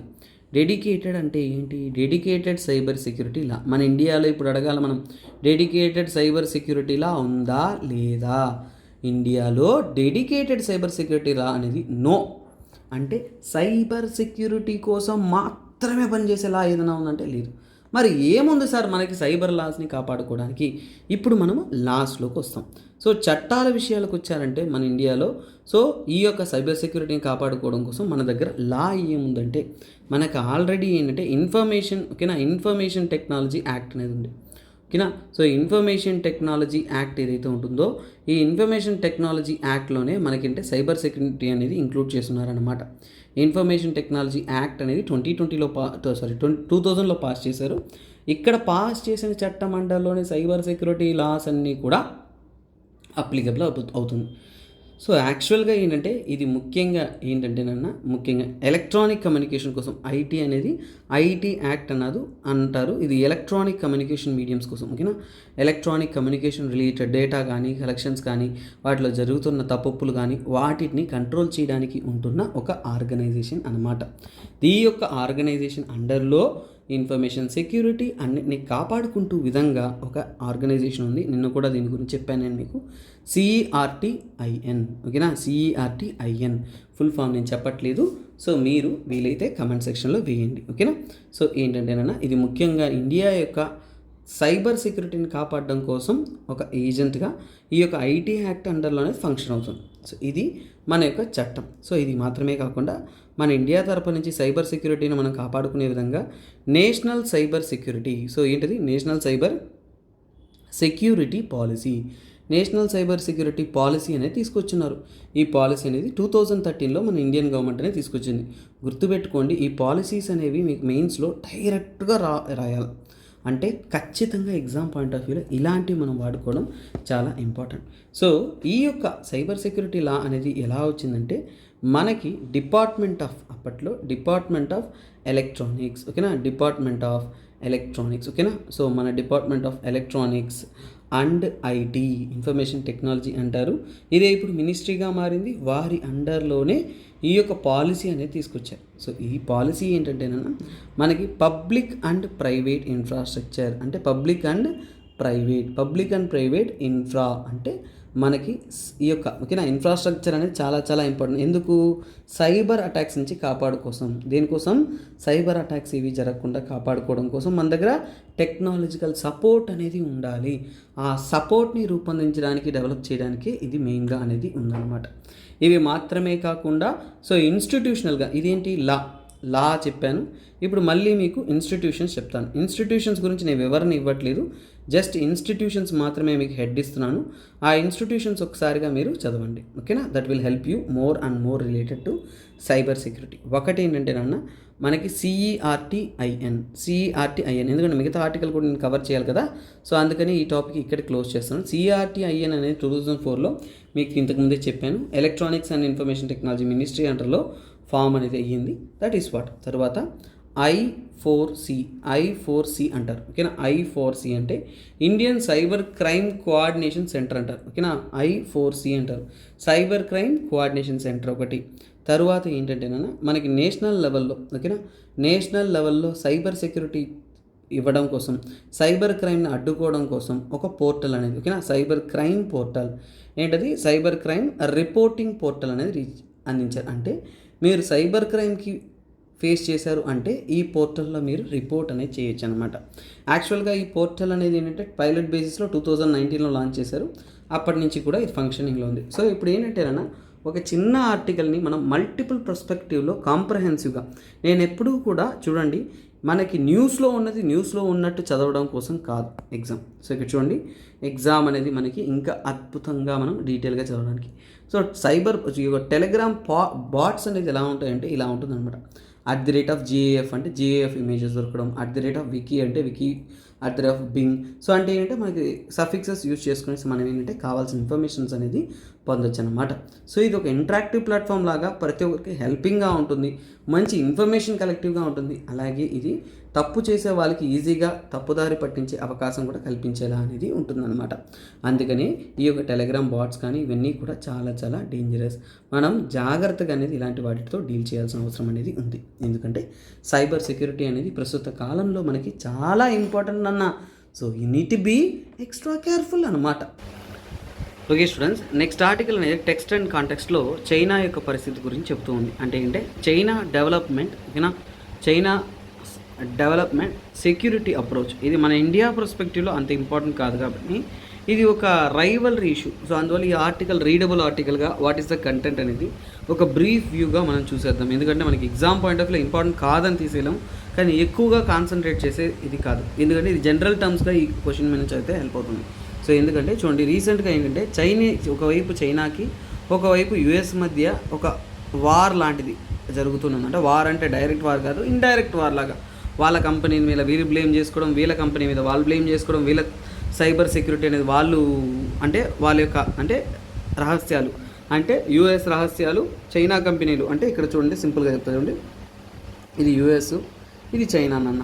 ఓకేనా, చైనాలో కూడా యుఎస్ కంపెనీలు ఉంటాయి కదా, యుఎస్ కంపెనీస్ ఉంటాయి కదా, అలాగే యూఎస్లో చైనా కంపెనీలు ఉంటాయి కదా. ఈ చైనా కంపెనీలు యుఎస్ మీద నిఘా ఉంచుతున్నాయి, యుఎస్ కంపెనీలు అనేది చైనా మీద నిఘా ఉంచుతున్నాయి. అంటే ఒకరికొకరు రహస్యాలు దోచుకుంటున్నారు అనే విధంగా ఒకరికొకరు బ్లేమ్ చేసుకుంటూ, కానీ వాళ్ళు పెట్టే పేరేంటి చివరికి, నేషనల్ సెక్యూరిటీ. మరి దేశ భద్రత కోసం, నేషనల్ సెక్యూరిటీ కోసం మేము వాటి మీద నిఘా ఉంచుతున్నాము, వాటి మీద స్టడీ చేస్తున్నాము అనేది వారు క్లియర్ కట్గా చెప్తున్నారు. సో ఇదే ఇక్కడ జరుగుతున్న యుఎస్ చైనా రైవల్రీ. ఇది దేని గురించి, యుఎస్ చైనా రైవల్రీ గురించి. ఓకేనా, సో ఈ ఆర్టికల్ అనేది మనకి మెయిన్స్లో ఉపయోగపడుతుంది, ప్రిలిమ్స్లో చాలా చాలా తక్కువ. మెయిన్స్లో కూడా ఏంటంటే మనకి చాలా వరకు ఏంటంటే జనరల్ స్టేట్మెంట్ వస్తుంది, కానీ ఆ చైనా కంపెనీలు ఏ కంపెనీని పట్టుకుంది అనేలాగా అడగరు. కాకపోతే ఈ ఆర్టికల్ అనేది పర్టికులర్గా ఉంది కాబట్టి I'm not getting in to detail, సింపుల్గా ఓవర్వ్యూగా కంప్లీట్ చేస్తాను. సో ఇక్కడ చూడండి, రీసెంట్గా మే నెలలో చూసుకున్నా అంటే సైబర్ అడ్మినిస్ట్రేషన్ ఆఫ్ చైనా తరపు నుంచి కూడా యూఎస్ యొక్క కంపెనీ మైక్రాన్ అనేది ఏ కంపెనీ, యూఎస్కి చెందిన కంపెనీ. ఆ మైక్రాన్ అనేది యూఎస్కి చెందిన కంపెనీ. ఆ కంపెనీ పైన ఇన్వెస్టిగేషన్ జరిపించి సైబర్ సెక్యూరిటీ రివ్యూ అనేది చైనా వాళ్ళు చేశారనమాట. చేసిన తర్వాత సెక్యూరిటీ క్లియరెన్స్ అనేది అది క్లియర్ చేయలేదు. అంటే ఆ యొక్క కంపెనీ అనేది మా దేశ భద్రతకు వ్యతిరేకంగా ఉంది అనేది వాళ్ళు చెప్పున్నారనమాట. అందువల్ల ఈ మైక్రాన్ కంపెనీకి చెందిన ప్రోడక్ట్స్ కానీ ఏవి కూడా మా చైనాలో ఉండకూడదు అనేది వాళ్ళు క్లియర్గా తెలిపారు. సో అందువల్ల ఏంటంటే ఈ ఇద్దరి మధ్య ఒక వాగ్వాదం లాగా స్టార్ట్ అయింది. సో ఇలాంటి ఇన్సిడెంట్స్ ఇది కొత్త కాదు, ఇంతకు ముందు కూడా జరిగింది. అంటే ఈ మైక్రాన్కి జరగడానికి ముందు చైనీస్ అథారిటీ వారు ఇంకొక కంపెనీ క్యాప్ విషన్ కూడా యూఎస్కి చెందిన కంపెనీ అనమాట. ఈ కంపెనీ పైన కూడా నిఘా ఉంచారు. అంటే షాంఘాయ్ బేస్డ్ కన్సల్టెన్సీ ఫామ్, ఇది షాంఘాయ్కి చెందిన కన్సల్టెన్సీ ఫామ్ అనమాట. సో ఇందులో ఏంటంటే చాలా వరకు చైనా బేస్డ్ ఎక్స్పర్ట్స్ అందరూ కూడా కరెక్ట్ అయినారు. సో అంటే ఏంటంటే వీటి ద్వారా ఏంటంటే defence, military, finance, hitech, trade, energy ఇలాంటి చాలా పర్పస్ వర్క్స్ అనేది వాళ్ళు ఓవర్సీస్ పరంగా ప్రపంచవ్యాప్తంగా క్లయింట్స్ డీల్ చేసుకుంటూ వీళ్ళు చేసుకుంటున్నారు. కాకపోతే చైనీస్ సెక్యూరిటీ అథారిటీ వాళ్ళు ఏంటి, క్యాప్ విషన్ కంపెనీ మీద కొన్ని ఒక ఎకనామిక్ ఇండ్యూస్మెంట్స్, అంటే వాళ్ళు తప్పులు చేసినట్టు ప్రూవ్ అనేది చేశారు. అంటే ఏంటంటే వాటి మీద నిఘా ఉంచి నేషనల్ సెక్యూరిటీకి, మా దేశ భద్రతకు, అంటే చైనా యొక్క దేశ భద్రతకి ఏంటి తెలిపింది, హియర్ ప్లీజ్. సో ఇక్కడ తీసుకున్నారంటే చైనా యొక్క దేశ భద్రతకు ఇవి భంగం కలిగిస్తుంది, అంటే వారు మా దేశ భద్రతకు ఇబ్బంది కలిగించేటువంటి ఓకేనా పనులు చేస్తున్నారు అనేది కంపెనీ అనేది గిల్టీగా అనేది ఫైన్ చేశారు. అంటే కొన్ని మా చట్టాలను ఉల్లంఘిస్తున్నారు అనే విధంగానే తెలపడం జరిగింది. నేషనల్ సెక్యూరిటీకి ఇది థ్రెట్ అనేది తెలిపారనమాట. సో ఇలాంటి ఇన్సిడెంట్ అంతకుముందు జరిగిందా అంటే యాక్చువల్గా ఏంటంటే సో చూడండి, ఏప్రిల్లో ఏంటంటే American consultancy firm Bain and Co company అనేది ఓకేనా raided and its employees in China కుషిన్. అంటే ఏంటి, ఏప్రిల్లో కూడా ఇలాగే బ్రెయిన్ అండ్ కో కంపెనీని రైడ్ చేసి అక్కడున్న ఎంప్లాయీస్ అన్నింటిని కూడా ప్రశ్నించడం అనేది జరిగింది. సో మొత్తానికి ఏంటంటే చైనీస్ అథారిటీ అంతా కూడా అమెరికన్ కంపెనీ అయిన ఇంకో కంపెనీ మిన్స్ ఇంకా మల్టిపుల్ కంపెనీ మీద రైడింగ్ చేసి అలాగే ఏంటంటే వాళ్ళు మా చట్టాలను ఉల్లంఘిస్తున్నారు, తప్పులు చేస్తున్నారు అనేది చెప్తున్నారు. సో చైనా గవర్నమెంట్ అనేది ఎందుకు ఇలాగా వాళ్ళ కంపెనీలు అమెరికన్ కంపెనీలు పడుతున్నాయి అనుకున్నా అంటే యాక్చువల్గా ఏంటంటే దానికి కారణం ఏంటంటే యూఎస్ యొక్క టైటెండ్ ఎక్స్పోర్ట్ కంట్రోల్. అంటే సో చూడండి, యూఎస్ యొక్క డీలింగ్ అక్టోబర్ 2022లో తీసుకున్నాం. అంటే చైనా మీద ఏంటంటే వాళ్ళ యొక్క ప్రయత్నాలు కానీ వాళ్ళ యొక్క మ్యానుఫ్యాక్చరింగ్ కానీ అన్నీ తీసుకున్నా అంటే చాలా వరకు స్ట్రాంగ్ అనేది ప్లే చేస్తున్నారు. అంటే ఏంటంటే ఈ కంప్యూటర్ ఓకేనా, కంప్యూటర్ చిప్స్ కానీ సూపర్ కంప్యూటర్స్ కానీ అన్నిటి యొక్క తయారీలోనే చైనా అనేది ముందంచెల్లో ఉన్నాయి. సో అంటే వాటన్నిటి మీద ఏంటంటే వీళ్ళు కంట్రోల్ అనేది చేస్తూ ఉన్నారు. సో అందుకని ఏంటంటే వీరు రెండింటిపైన ఏంటంటే మనస్పర్ధాలు ఓకేనా. సో మనస్పర్ధాలు గొడవలు ఉన్నాయి. అంటే చూడండి, టైటన్ ద ఎక్స్పోర్ట్ కంట్రోల్ అంటే ఏంటంటే ఈ యొక్క యుఎస్ నుంచి ఎగుమతి అయ్యే వస్తువుల మీద, చైనా నుంచి దిగుమతి చేసుకున్న వస్తువుల మీద కొన్ని రెస్ట్రిక్షన్స్ అనేది వేశారు. దాని మీద కోపంతో చైనీస్ అథారిటీ ఇది వెంజన్స్గా అంటే వారి మీద ప్రతీకారం తీర్చుకున్నటువంటి విధంగా అనేది ఇక్కడ తీసుకొస్తూ ఉన్నారు. అలాగే ఏంటంటే ఈ వెస్టర్న్ మీడియా ఏదైతే ఉంటుందో కాలంతో పాటు చైనాని ఒక తప్పుగానే పొట్రీ చేయడం అనేది జరుగుతుంది. సో ఇలాంటివి జరుగుతూ ఉన్నప్పుడు సో ఈ చైనీస్ మార్కెట్ ఓకేనా, చైనీస్ మార్కెట్లో ఈ యొక్క యూఎస్కి ఇంపార్టెన్స్ కూడా ఉంది, అవునా కదా. ఎందుకంటే చైనా అనేది అతిపెద్ద దేశంగా ఉంది, అతిపెద్ద పాపులేషన్ కూడా ఎక్కువగా ఉంది. సో అలాంటి ఉన్నప్పుడు ఏంటంటే వాటి మీద ప్రతి ఒక్కరికి కూడా ఆ మార్కెట్ యొక్క ఉపయోగించుకునే అవకాశం అనేది ఉంటుంది. సో అందువలన ఏంటంటే సో ఇక్కడ ఇద్దరి మధ్య ఈ మార్కెటింగ్ వార్ కానీ ఇవన్నీ కూడా జరుగుతూ ఉంటుంది. సో అలాగే ఏంటంటేనన్నా ఈ NVIDIA కంపెనీ NVIDIA కంపెనీ అని ఏదైతే ఉంటుందో సో వారు కూడా ఏంటంటేనన్నా చాలా వరకు ఈ చైనా వీళ్ళ మధ్య జరుగుతున్న వార్ వల్ల మాకు అతిపెద్ద లాస్ అనేది వస్తుందని చెప్తున్నారు. సో అలాగే ఏంటంటేనన్నా ఇక్కడ తీసుకున్నారు అంటే సో ఇవన్నీ కూడా ఏంటంటే పర్సనల్ అంటే చెప్పండి చూడండి క్వశ్చన్స్ జనరల్ స్టేట్మెంట్స్ పర్సనల్గా వెళ్తున్నప్పుడు మనకి ఎగ్జామ్లో ఎప్పుడు కూడా యుఎస్ కంపెనీ ఏంటి, చైనా కంపెనీ ఏంటి అలాంటి క్వశ్చన్స్ ఎక్కువగా రావు. చాలామంది స్టూడెంట్స్కి ఈ ఆర్టికల్ చదివినప్పుడు అర్థం కాదు. కాకపోతే ఒకటే మీరు తెలుసుకోవాల్సింది ఓకేనా. సో ఇక్కడ ఏంటంటే వీళ్ళిద్దరి మధ్య సైబర్ వార్ జరుగుతుంది అనేది మనకి తెలుసుకోవాలి. సో అలాగే ఏంటంటేనన్నా సో ఈ చైనీస్ పాలిటిక్స్లో ఏంటి, so why the security come into the forefront of Chinese politics అంటే ఏంటంటేనన్నా ఇక్కడ వీళ్ళిద్దరి మధ్య చెబుతున్న కారణం ఏంటి, ఈ కారణం మనకి ఎగ్జామ్లో పడి నేషనల్ సెక్యూరిటీ కన్సర్న్. సో రెండు దేశాల మధ్య సత్సంబంధం ఎలా ఉంటున్నా కానీ అవి చేదవడానికి ఒక కారణం ఏంటి, ఈ మధ్య కాలంలో డిజిటల్ గవర్నెన్స్ అంటే ఆన్లైన్ మీడియం, డిజిటల్ ఇన్ఫర్మేషన్ వీటిని ఒక దేశం నుంచి ఒక దేశం దోచుకోవడం కానీ అలాంటివి ఓకేనా. సో అలాంటివి అనేది పెద్ద ప్రాబ్లం అనేది క్రియేట్ చేస్తుంది. ఈ చైనా యొక్క ప్రెసిడెంట్ జీ జిన్పింగ్ ఏం చెప్తున్నారు అంటే మా దేశ భద్రత కోసం సో మా యొక్క డెవలప్మెంట్ కోసం ఫర్ ఎగ్జాంపుల్ అంటే మా సెక్యూరిటీని మేము కాంప్రమైజ్ చేయలేము. అంటే ఒక దేశం డెవలప్ చేయాలి అంటే ఒక కంట్రీ డెవలప్మెంట్ దారిలో నడవాలంటే వాటికి కొలాబరేషన్ కావాలి. అంటే పక్క దేశాల వాళ్ళతో ఏంటంటే కలిసిమెలిసి పోవాలని చెప్తారు. కానీ మేము కలిసిమెలిసి పోతాం కానీ మా డెవలప్మెంట్ కోసం మా సెక్యూరిటీని అనేది మేము కాంప్రమైజ్ చేయము అనేది క్లియర్ కట్గానే తెలిపేశారు. అదే ఇక్కడ మనకు అర్థమవుతున్న ఒక విషయం. ఈ రీసెంట్ టైంలో మోడర్న్ వరల్డ్లో ఇది యూపీఎస్సీ మెయిన్స్లో అడగచ్చు అంటే ఇదే. సో మనం ఏంటి ఎల్పిజి రిఫార్మ్స్ చేసాము, చాలా వరకు డెవలప్మెంట్ కోసం ట్రై చేస్తున్నాము. ఇలా డెవలప్మెంట్ చేయడం కోసం మన నేషనల్ సెక్యూరిటీని మనం కాంప్రమైజ్ చేయొచ్చా, చేయలేము అనేది ఇక్కడ క్లియర్ కట్గా అనేది చైనా రూపంలో అనేది ఆన్సర్ అనేది ఇస్తున్నారు. ఎందుకంటే ప్రపంచ దేశాల్లో వెస్టర్న్ ఎకనామీస్ ఏవైతే ఉన్నాయో, బాగా డెవలప్డ్ కంట్రీస్ ఏవైతే ఉన్నాయో ఈ మధ్య కాలంలో నియో ఇంపీరియలైజేషన్ ఈ పదంతో రిలేటెడ్ కంటెంట్ అంటే నియో ఇంపీరియలైజేషన్ ఈ టాపిక్ అనేది మెయిన్స్ రిలేటెడ్ టాపిక్ అన్నా. కాకపోతే ఈ మెయిన్స్ రిలేటెడ్ టాపిక్ మీరు గుర్తించడం కష్టం, ఎందుకంటే ఇందులో కొత్త పదం వస్తుంది. అదేంటంటే నియో ఇంపీరియలైజేషన్. సో ఇంపీరియలైజేషన్ అంటే ఓకేనా, ఇంపీరియలైజేషన్ అంటే ఇంపీరియలిజం ఓకేనా. ఇంపీరియలిజం అంటే మనకు తెలుసు వెస్టర్న్ కంట్రీస్ అనేది మన కంట్రీస్ మీద అవి ఆధిపత్యం చెలాయించి పరిపాలన చేసుకుంటూ మనల్ని కంట్రోల్లో పెట్టుకుంటూ చేసుకుంటున్నారు, అది ఇంపీరియలిజం. కాకపోతే నియో ఇంపీరియలిజం అంటే నూతనమైన పద్ధతులు. అంటే ఇప్పుడు అమెజాన్ ఇలా పలు కంపెనీలు ఏవైతే ఉన్నాయో పెద్ద పెద్ద కార్పొరేట్ ఇవన్నీ కూడా ఫారిన్ కంపెనీలు. అవి ఉపయోగించుకున్న మార్కెట్ ఏది, వస్తువులు కొనేది ఎవరు, మనము. మన మార్కెట్ను ఉపయోగించుకుంటే మనల్ని ఉపయోగించుకుంటున్నాయి. కాకపోతే సో చూడండి మనం ఒక రకంగా మన ఇండియా నుంచి సొంత కంపెనీలు పెడుతున్నారా లేదంటే ఆ కంపెనీలకు మనం బానిసలుగా పోతున్నామంటే చాలా ఎక్కువ పరిస్థితుల్లో ఏంటంటే మనమే ఆ కంపెనీలకు పనికి పోతున్నాం అనమాట. అంటే ఒక రకంగా ఇండైరెక్ట్గా ఏంటంటేనా ఈ డిజిటల్ గవర్నెన్స్ డేటా ఇన్ఫర్మేషన్ వీటిలో ఏంటంటే వారు మన మీద పై చేయి అనేది కొనసాగిస్తున్నారు. అది మనకి క్లియర్గా కనిపిస్తుంది అనమాట. సో అందుకనే ఈ డెవలప్మెంట్ నెరేటివ్లో అంటే ఏంటంటే మనం డెవలప్మెంట్ పద్ధతిలో పోతున్నప్పుడు ఓకేనా. So among all non traditional security issue cyber security and data information. So ఇక్కడ అర్థం చేసుకోవాలి నాన్ ట్రెడిషనల్ సెక్యూరిటీ ఇష్యూ అంటే ఒక దేశానికి సెక్యూరిటీ ఇష్యూ విషయానికి వచ్చారంటే ఏంది సెక్యూరిటీ ఇష్యూ. ఒక దేశానికి నార్మల్గా సెక్యూరిటీ ఇష్యూ చూస్తున్నానంటే నార్మల్ చిన్న సెక్యూరిటీ ఇష్యూ అంటే వార్ కానీ డైరెక్ట్గా ఒకరికొకరు గొడవలు పడడం కానీ ట్రేడ్లో ప్రాబ్లమ్స్ కానీ ఇలాంటివి. కానీ నూతనమైన నియో సెక్యూరిటీ ఇష్యూస్ అని చెప్పచ్చు.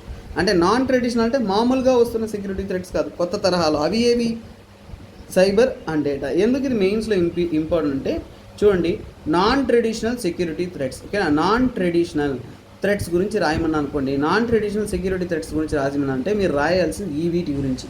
డేటా ఇన్ఫర్మేషన్ సెక్యూరిటీ కానీ సైబర్ సెక్యూరిటీ కానీ వాటి గురించి చెప్పాల్సిన అవసరం అనేది ఉంటుందన్నమాట. అలాగే నియో ఇంపీరియలిజం ఇలా అంటున్నప్పుడు ఈ పదాలను ఉపయోగించుకుంటే బెటర్గా ఉంటుంది. సో ముఖ్యంగా ఏంటంటే cyber security, counter espionage laws, so ఇవన్నీ కూడా వాళ్ళు చెప్తున్న ముఖ్యమైన విషయం.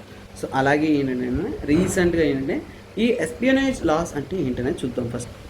సో కౌంటర్ ఎస్పియోనేజ్ లాస్ అంటే మనకి ఎస్పియోనేజ్ లా అంటే సింపుల్ చెప్తాం. ఎస్పియోనేజ్ అంటే ఏంటి? గూఢాచారి అంటే ఏంటి? సీక్రెట్గా దొంగతనంగా వాళ్ళ ఇన్ఫర్మేషన్ మనం దోచుకోవడం అన్నమాట.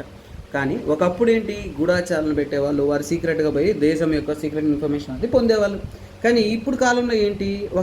ఒక మాల్వేర్ చాలు, ఒక సాఫ్ట్వేర్ చాలు, అక్కడ ఉన్న డాక్యుమెంట్స్, డేటా, మెటీరియల్, ఐటమ్ అన్నీ దోచేసుకోవచ్చు కదా. అంటే సో ఈ మధ్య కాలంలో సెక్యూరిటీ థ్రెట్స్ కానీ సైబర్ అటాక్స్ కానీ చాలా చాలా చాలా క్రూషియల్ అనేది తెలుపుతున్నారు. సో అందుకనే ఏంటంటేనన్నా సో ఇక్కడ దేశం యొక్క సోవర్నిటీ అనేది, ఓకేనా, సోవర్నిటీ అంటే వారి యొక్క స్వతంత్రత్వం అనేది సో గ్లోబల్ డిజిటల్ గవర్నెన్స్ మీద ఉంటుంది.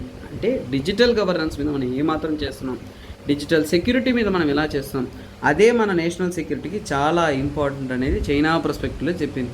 ఇవన్నీ మనం చైనా పర్స్పెక్టివ్ చదువుతున్నా కానీ మన ఇండియా పర్స్పెక్టివ్లో మనం థింక్ చేసుకోవాలి. ఈ ఆర్టికల్లో ఒక అద్భుతం ఏంటంటే చదివేది చైనా పర్స్పెక్టివ్, కానీ మనం అర్థం చేసుకోవాల్సింది ఏంటి? India perspective. ఎందుకంటే ఇవన్నీ కూడా మన ఇండియాకు కూడా వర్తిస్తాయి. ఎందుకంటే మెల్లమెల్లగా యూఎస్, యూకే, వెస్టర్న్ కంట్రీస్ అన్నీ కూడా మన ఇండియా లాంటి చిన్న దేశాల మీద ప్రభావం అనేది చేస్తూ ఉన్నాయి. సో వాటి యొక్క సైబర్ థ్రెట్స్ అనేది ఎక్కువగా ఉన్నాయి. సైబర్ డిజిటల్ గవర్నెన్స్ యొక్క ప్రాముఖ్యత వచ్చింది. ఇంతకుముందు ఆర్టికల్లో మనం చూసాం ఏమని? సైబర్ సెక్యూరిటీ లాస్ మన దగ్గర లేవు, కానీ వాళ్ళు ఈ డిజిటల్ మీడియం ద్వారా మనల్ని ఎలాగోలా కంట్రోల్ అనేది తీసుకుంటున్నారు అనేది. సరే, ఇప్పుడు వాట్ నెక్స్ట్ అంటే ఏంటి? చైనా ఏంటి ఇప్పుడు ప్రస్తుతానికి? వాళ్ళు డెవలప్మెంట్, సెక్యూరిటీ రెండింటిని బ్యాలెన్స్ చేసుకుంటూ, రెండు కూడా వేరువేరు కోణాలైనా కానీ వాటికి తగినటువంటి మార్పులు తీసుకుంటూ వారు బిజినెస్ ఫ్రెండ్లీ ఎన్విరాన్మెంట్ని క్రియేట్ చేసుకుంటూ రెండింటిని బ్యాలెన్స్ చేసుకుంటూ ముందుకు కొనసాగాలనేది ప్రయత్నం. సో అలాగే ఏంటంటే ఒకరికి ఇప్పుడు ఏంటంటే ముందు యూఎస్ ఒకటే సూపర్ పవర్గా ఉండింది, ఇప్పుడు మెల్లమెల్లగా చైనా అనేది సూపర్ పవర్గా అనేది వస్తుంది. సో అలాంటప్పుడు ఏంటంటే కాంపిటీషన్తో పాటు వీళ్ళ మీద ఒకరికొకరు బ్లేమింగ్, ఒకరి మీద ఒకరు సో చాడీలు చెప్పుకుంటూ ఉంటాం కదా చిన్నప్పుడు, అదేవిధంగా ఏంటంటే వీళ్ళు పోటాపోటీగానే హోరాహోరీగా డెవలప్ అవుతున్నారు అనేది ఈ ఆర్టికల్లో చెప్పడం జరిగింది. సో అలాగే ఇండియా పర్స్పెక్టివ్లో ఏంటనేది మనం తెలుసుకోవాలి. సో ఫర్ ఎగ్జాంపుల్ ఏంటంటే ఇండియాలో ఏంటంటే చైనా యొక్క ప్రెసెంట్ రిలేషన్షిప్ ఏంటంటే India, New Delhi and Beijing relationship అనేది చాలా పాజిటివ్గా ఉంది. ఇంకా మనం డెవలప్మెంట్ పద్ధతిలో అన్నీ చూసుకుంటూ ఉన్నాం. అలాగే ఏంటంటే మనం కూడా ఇలా డెవలప్మెంట్తో పాటు సెక్యూరిటీని కూడా చూసుకోవాలి. సో మెయిన్స్ పర్స్పెక్టివ్ ఆర్టికల్ కాబట్టి ఇది చాలా జాగ్రత్తగా చూడాలి. Security plus development, security and development ఈ రెండింటిని రిలేట్ చేస్తూ ఉంటున్న ఆర్టికల్. ఈ ఆర్టికల్ మీరు బాగా అర్థం చేసుకున్నా అంటే బ్యాక్గ్రౌండ్లో మీ బుర్రకు ఒక ఇన్ఫర్మేషన్ యాడ్ అవుతుంది. అంటే ఒక డెవలప్మెంట్ కోసం మనం మన దేశ భద్రత అనేది కాంప్రమైజ్ చేయకూడదు అనే విషయాన్ని మనకి క్లియర్గా అనేది నేర్పిస్తుంది. ఆ విషయం ఒక కాన్సెప్ట్ మీకు అర్థమైందంటే దాన్ని బట్టి ఎగ్జామ్ అనేది రాస్తారన్నమాట. This is the beauty of this article అన్న. చాలా వరకు ఇది ఇన్ఫర్మేటివ్ ఆర్టికల్ కాదు, ఇది ఒక కోర్ ఆర్టికల్. కాకపోతే ఏంటంటే దీంట్లో మీకు అండర్స్టాండ్ చేసుకునే ఎలిమెంట్స్ ఎక్కువ. అంటే దీన్ని స్టడీ చేసుకుంటూ దాని నుంచే మనము మెయిన్స్ రాయడానికి అనేది హెల్ప్ చేసుకోవాలి. ఓకే స్టూడెంట్స్, సో నెక్స్ట్ ఏంటంటేనన్నా టార్గెట్ ప్రిలిమ్స్ 2024లో పార్టిసిపేట్ చేస్తున్న స్టూడెంట్స్ అందరికీ కూడా అద్భుతమైన గైడెన్స్ అనేది ఇస్తూ ఉంటుంది. సో ఏంటంటేనన్నా ఎవ్రీ సండే మీకు 3 టెస్ట్స్ ఉంటాయి. ఫుల్ లెంత్ గ్రాండ్ టెస్ట్ ఉంటుంది ఫుల్ సిలబస్ మీద, సెక్షన్ వైజ్ సిలబస్ వారీగా టెస్ట్ జరుగుతుంది, వీక్లీ కరెంట్ అఫైర్స్ టెస్ట్ జరుగుతాయి. ఇవన్నీ కూడా మీకు ఈ యొక్క సో కాల్డ్ మన యొక్క టార్గెట్ ప్రిలిమ్స్ 2024 గైడెన్స్లో భాగంగా మీకు అందిస్తారనమాట. సురేష్ సారే పర్సనల్గా తీసుకుని ఈ యొక్క గైడెన్స్ ప్రోగ్రామ్ అనేది మీకోసం ఎఫెక్టివ్గానే అందిస్తున్నారు. ఎవరైతే ఇంట్రెస్ట్ ఉన్నారో వారు దీంట్లో జాయిన్ అవ్వచ్చు. సో తర్వాత ఇప్పుడు చూస్తున్న ఆర్టికల్ అనేది one of the crucial article అన్న. ఎందుకంటే Biparjoy part of new trends in Indian cyclone. Biparjoy అనేది ఏంటి? మనకి నార్మల్గా సైక్లోన్ అంటే బే ఆఫ్ బెంగాల్లో వస్తుందనేది కామన్ ఎక్కువగా. అంటే ఈ సబ్జెక్ట్ అర్థం చేసుకునేటప్పుడు మీకు ఒక విషయం ఫ్యాక్ట్స్ చదువుకోవాలి. సో ఫర్ ఎగ్జాంపుల్ ఏంటంటే ఈ ఆర్టికల్ అనేది మల్టిపుల్ టైమ్స్ వస్తుంది కాబట్టి సో ఎందుకంటే ఇవి చాలా sensitive, climate sensitive articles. So అందువల్ల మీరు గుర్తుంచుకోండి. ఇది ఇండియా అనుకోండి. మామూలుగా మనకి బే ఆఫ్ బెంగాల్, ఇది బే ఆఫ్ బెంగాల్, అలాగే అంటే అరేబియన్ సీ. ఓకేనా? బే ఆఫ్ బెంగాల్లో 4 సైక్లోన్లు వస్తే ఇక్కడ ఒక సైక్లోన్ వస్తుంది. అదే ఈ ఒక్క సైక్లోన్ కూడా ఇండియాని మోస్ట్లీ తాకదు, ఇటువైపు వెళ్ళి ఆఫ్రికా ఇంకా అరబ్ దేశాలను తాకుతుంది అనమాట. కాకపోతే ఇప్పుడు బిపర్జాయ్ అనేది మన ఊహలకు అతీతంగా అనేది రూపొందించడం జరిగింది. వాటి యొక్క ఇంపాక్ట్ అనేది ఊహలకు అతీతంగానే జరుగుతుంది. ఎందుకంటే సౌత్ వెస్ట్ మాన్సూన్ అన్నప్పుడు ఎప్పుడూ కూడా మనకి ఇక్కడ సైక్లోన్ ఫార్మేషన్ అనేది ఉండదు. సో దాన్ని డేటా బేస్డ్గా స్టడీ అనేది చేస్తున్నారు. ఆ స్టడీ ప్రకారం ఏం చెప్తున్నారు అనేది మనం చూద్దామన్నమాట. ఈ ఆర్టికల్ అనేది మీకు క్లైమేట్ గవర్నెన్స్ పరంగా చాలా క్రూషియల్. సో ఈ ఆర్టికల్ని మనము ఒక సింపుల్ అవుట్కమ్ ఆర్టికల్గా చదివేసి తర్వాత గ్రాఫ్ అనేది మనం స్టడీ చేద్దాం. ఎందుకంటే ఈ ఆర్టికల్ ప్యూర్లీ గ్రాఫ్. ఇది మీరు మెయిన్స్ రాస్తున్నప్పుడు కానీ ప్రిలిమ్స్లో కూడా ఏంటంటే వీటిని స్టేట్మెంట్ బేస్డ్ క్వశ్చన్స్లో ఎక్కువగా వస్తాయి కాబట్టి చాలా జాగ్రత్తగా చూసుకోవాలి. ఇది ఏంటంటేనన్నా దేని గురించి మాట్లాడుతుందంటే North Indian Ocean. North Indian Ocean అంటే ఏంటి? నార్త్ ఇండియన్ ఓషన్ అంటే మనకి సింపుల్ ఈ యొక్క బే ఆఫ్ బెంగాల్ అరేబియన్ సీయే మనకి నార్త్ ఇండియన్ ఓషన్ అనమాట. అక్కడ వస్తున్న సైక్లోన్స్ గురించి చెప్తున్నారు. అంటే ఇక్కడ ఏం చెప్తున్నారు అంటే ఏంటంటేనన్నా ఈ మధ్య సైక్లోనిక్ డిస్టర్బెన్సెస్, ఓకేనా, సైక్లోనిక్ డిస్టర్బెన్సెస్ ఏవైతే ఉన్నాయో, ఓకేనా, సైక్లోనిక్ డిస్టర్బెన్సెస్ ఏవైతే ఉన్నాయో వాటిలో విపరీతమైన చేంజెస్ అనేది చూస్తున్నాం. అంటే మార్పులు అనేది చూస్తున్నాం. ఈ చేంజెస్ చేయడానికి ఒక కారణం ఏంటంటే క్లైమేట్ చేంజ్, ఓకేనా, క్లైమేట్ అనేది బిగ్ ప్రాబ్లం. అంటే గ్లోబల్ వార్మింగ్ వల్ల, ఓకేనా, గ్లోబల్ వార్మింగ్ వల్ల ఏంటంటేనన్నా ఈ యొక్క సైక్లోన్ ఫార్మేషన్లో ఏంటంటే మార్పు అనేది చూస్తూ ఉన్నాం అనేది మనకి తెలుస్తుంది. అందులో ముఖ్యంగా ఏంటంటే వారు తీసుకుంటున్న దాంట్లో ఏంటంటేనన్నా ఈ నార్త్ ఇండియన్ ఓషన్లో NIO అంటాను, అర్థం చేసుకోండి ఇక్కడి నుంచి, ఓకేనా. ఈ నార్త్ ఇండియన్ ఓషన్ ప్రక్రియ ప్రకారం మనం తీసుకుంటున్నప్పుడు ఏంటంటేనన్నా జనరల్ టర్మ్స్లో అంటే సాధారణంగా జనరల్గా మనం చూస్తున్నాము అంటే లాస్ట్ 40 ఇయర్స్లో ఏంటది లాస్ట్ 40 ఇయర్స్లో సైక్లోనిక్ డిస్టర్బెన్సెస్ అనేది డిక్లైన్ అయినట్టు చెప్తున్నారు. అంటే ఏంటి? ఇక్కడ ట్విస్ట్లు ఉన్నాయి. ఆ ట్విస్ట్ అండ్ టర్న్స్ మనం అర్థం చేస్తున్నాం. డిక్లైన్ అంటే ఏంటి? నెంబర్ ఆఫ్ సైక్లోన్స్ అనేది ముందు కన్నా కానీ తగ్గడం అనేది జరుగుతుందని చూపిస్తున్నారు. అలాగే ఏంటంటేనా ఇక్కడ ఏంటి నార్మల్గా ఇక్కడ 4 సైక్లోన్ బే ఆఫ్ బెంగాల్లో వస్తే ఒకటి మనకి అరేబియన్ సీలో వస్తుంది. కానీ ఇక్కడ ట్విస్ట్ ఏంటంటేనన్నా సో ఈ మధ్య కాలంలో కంపారిటివ్లీ తీసుకున్నాం. కంపారిటివ్లీ అంటే ఏంటి? గతంతో పోల్చుకుంటే, అంటే కంపారిటివ్లీ అన్నప్పుడు ఏంటంటే గతంతో పోల్చుకుంటే అరేబియన్ సీలో ఏంటది? అరేబియన్ సీలో ఏంటంటేనన్నా సైక్లోనిక్ డిస్టర్బెన్సెస్ ఇంక్రీజ్ అయ్యాయి. అరేబియన్ సీలో సైక్లోనిక్ డిస్టర్బెన్స్ CD అంటే సైక్లోనిక్ డిస్టర్బెన్సెస్ అనేది ఇంక్రీజ్ అయ్యాయి. అప్వర్డ్ ఏర్ అంటే ఇంక్రీజ్ అయ్యాయి. అలాగే కంపారిటివ్లీ తీసుకున్నా అంటే బే ఆఫ్ బెంగాల్లో అనేది సైక్లోనిక్ డిస్టర్బెన్సెస్ అనేది తగ్గాయి. సో నాన్న జనరల్గా Arabian sea bay of Bengal compare చేసుకుంటే వేరు, గతంతో కంపేర్ చేసుకుంటే వేరు. గతంతో చూసామంటే ఈ మధ్య కాలంలో ఏంటంటే అరేబియన్ సీలో వస్తున్న సైక్లోన్లు అనేది పెరుగుతుంది. సార్ అది ఎలా చెప్తున్నారు సార్? దానికి ఏమైనా ఉదాహరణ ఉంటే అవి మనం బాగా ఉపయోగించుకోవచ్చు కదా సార్ అంటే అవి కూడా చెప్తాను, ఓకేనా. సో అంటే ఏంటంటే నాన్న సో ఈ రెండింటికి మధ్య అంటే స్టడీగా ఇంక్రీజ్ అవుతుందని చెప్తున్నారు, ఓకేనా. సో కాకపోతే వాటి యొక్క ఫ్రీక్వెన్సీ అనేది చేంజ్ అవుతుంది. సో ఫర్ ఎగ్జాంపుల్ ఏంటంటే అన్న ఈ యొక్క బే ఆఫ్ యొక్క అరేబియన్ సీ కానీ వాటిని రెండింటిని కంపేర్ చేసుకుంటూ ఉన్నామంటే ఓవరాల్గా తీసుకుంటున్నాము అంటే, ఓకేనా. సో ఫర్ ఎగ్జాంపుల్ ఏంటంటేనన్నా 1891 నుంచి 1960 ఈ ఉదాహరణ చెప్పినప్పుడు నేను చెప్పిన కంటెంట్ మీకు క్లియర్గా అర్థం వరకు ఏంటంటే అరేబియన్ సీ ఎక్కడ ఇది? అరేబియన్ సీలో తీసుకున్నా అంటే ఓకేనా 1 ఇయర్కి, ఓకేనా 1 ఇయర్కి యావరేజ్గా ఎన్ని సైక్లోన్ డిస్టర్బెన్స్ వస్తాయి? 2 సైక్లోన్ డిస్టర్బెన్స్ వస్తాయి. ఎన్ని వస్తాయి? 2 సైక్లోన్ డిస్టర్బెన్స్ అనేది వస్తుంది. సో ఇప్పుడు మీకు అర్థమైందన్న క్లియర్గా యావరేజ్గా అనేది 1891 నుంచి 1962 వరకు తీసుకున్నామంటే మనకి ఏంటంటేనన్నా ఎంత వస్తుంది? 2 సైక్లోన్ డిస్టర్బెన్సెస్ మాత్రమే వస్తుంది. అది అరేబియన్ సీ యొక్క పరిస్థితి సంవత్సరానికి గాను. మరి ఇప్పుడు ఓకేనా సో ఇప్పుడు ఏంటి 2020స్లో, ఓకేనా 2020స్లో అంటే ఇప్పుడు అంటే ప్రస్తుతం గ్లోబల్ వార్మింగ్ మనం ఫేస్ చేస్తున్నామా? ప్రజెంట్ తీసుకున్నాము అంటే, ఓకేనా ప్రజెంట్ తీసుకున్నామంటే పరిస్థితులు ఎలా మారాయి? పరిస్థితి తీసుకున్నామంటే అరేబియన్ సీ భాగంలో మనం స్టడీ చేస్తున్నప్పుడు ఏంటంటేనన్నా సో ఇక్కడ యావరేజ్, ఓకేనా యావరేజ్ అనేది ఏంటి? యావరేజ్ సైక్లోనిక్ డిస్టర్బెన్స్ అంటే 1 ఇయర్ వెయిట్ నీట్గా రాస్తాను. సో 1 ఇయర్, ఓకేనా 1 ఇయర్ యావరేజ్ సైక్లోనిక్ డిస్టర్బెన్సెస్ అనేది ఎన్ని వస్తున్నాయంటే 3 వస్తున్నాయి అన్నమాట, ఓకేనా 3 అంటే ఇక్కడ 2 నుంచి 3 అంటే ఇంక్రీజ్ అయినట్టే కదా. అదే కదా ఇక్కడ నేను మీకు ఇచ్చిన statement. That is the beauty అనమాట. అంటే అరేబియన్ సీలో నెంబర్ ఆఫ్ సైక్లోన్స్ అనేది పెరుగుతూ ఉన్నాయి అనేది మనకి క్లియర్గా కనిపిస్తూ ఉందన్నమాట. అదేవిధంగానే బే ఆఫ్ బెంగాల్లో కూడా నెంబర్ ఆఫ్ సైక్లోన్స్ అనేది తగ్గుతూ వస్తుంది. తర్వాత చూసారంటే స్ట్రోమ్ ఇంటెన్సిటీ అంటే ముందు సైక్లోన్స్ వచ్చేవే కానీ, ఓకేనా అతిపెద్ద సైక్లోన్స్ పెను తుఫాన్లు వచ్చేవి కాదు. ఆ స్ట్రోమ్ ఇంటెన్సిటీ అనేది ఇంక్రీజింగ్ అంటే వచ్చేది తక్కువ తుఫాన్లు అయినా కానీ సైక్లోన్లు అయినా కానీ అవి చాలా విపరీతంగా అనేది వస్తున్నట్టు చెప్తున్నారు. అంటే వాటి యొక్క ఇంటెన్సిటీ అనేది పెరుగుతుంది.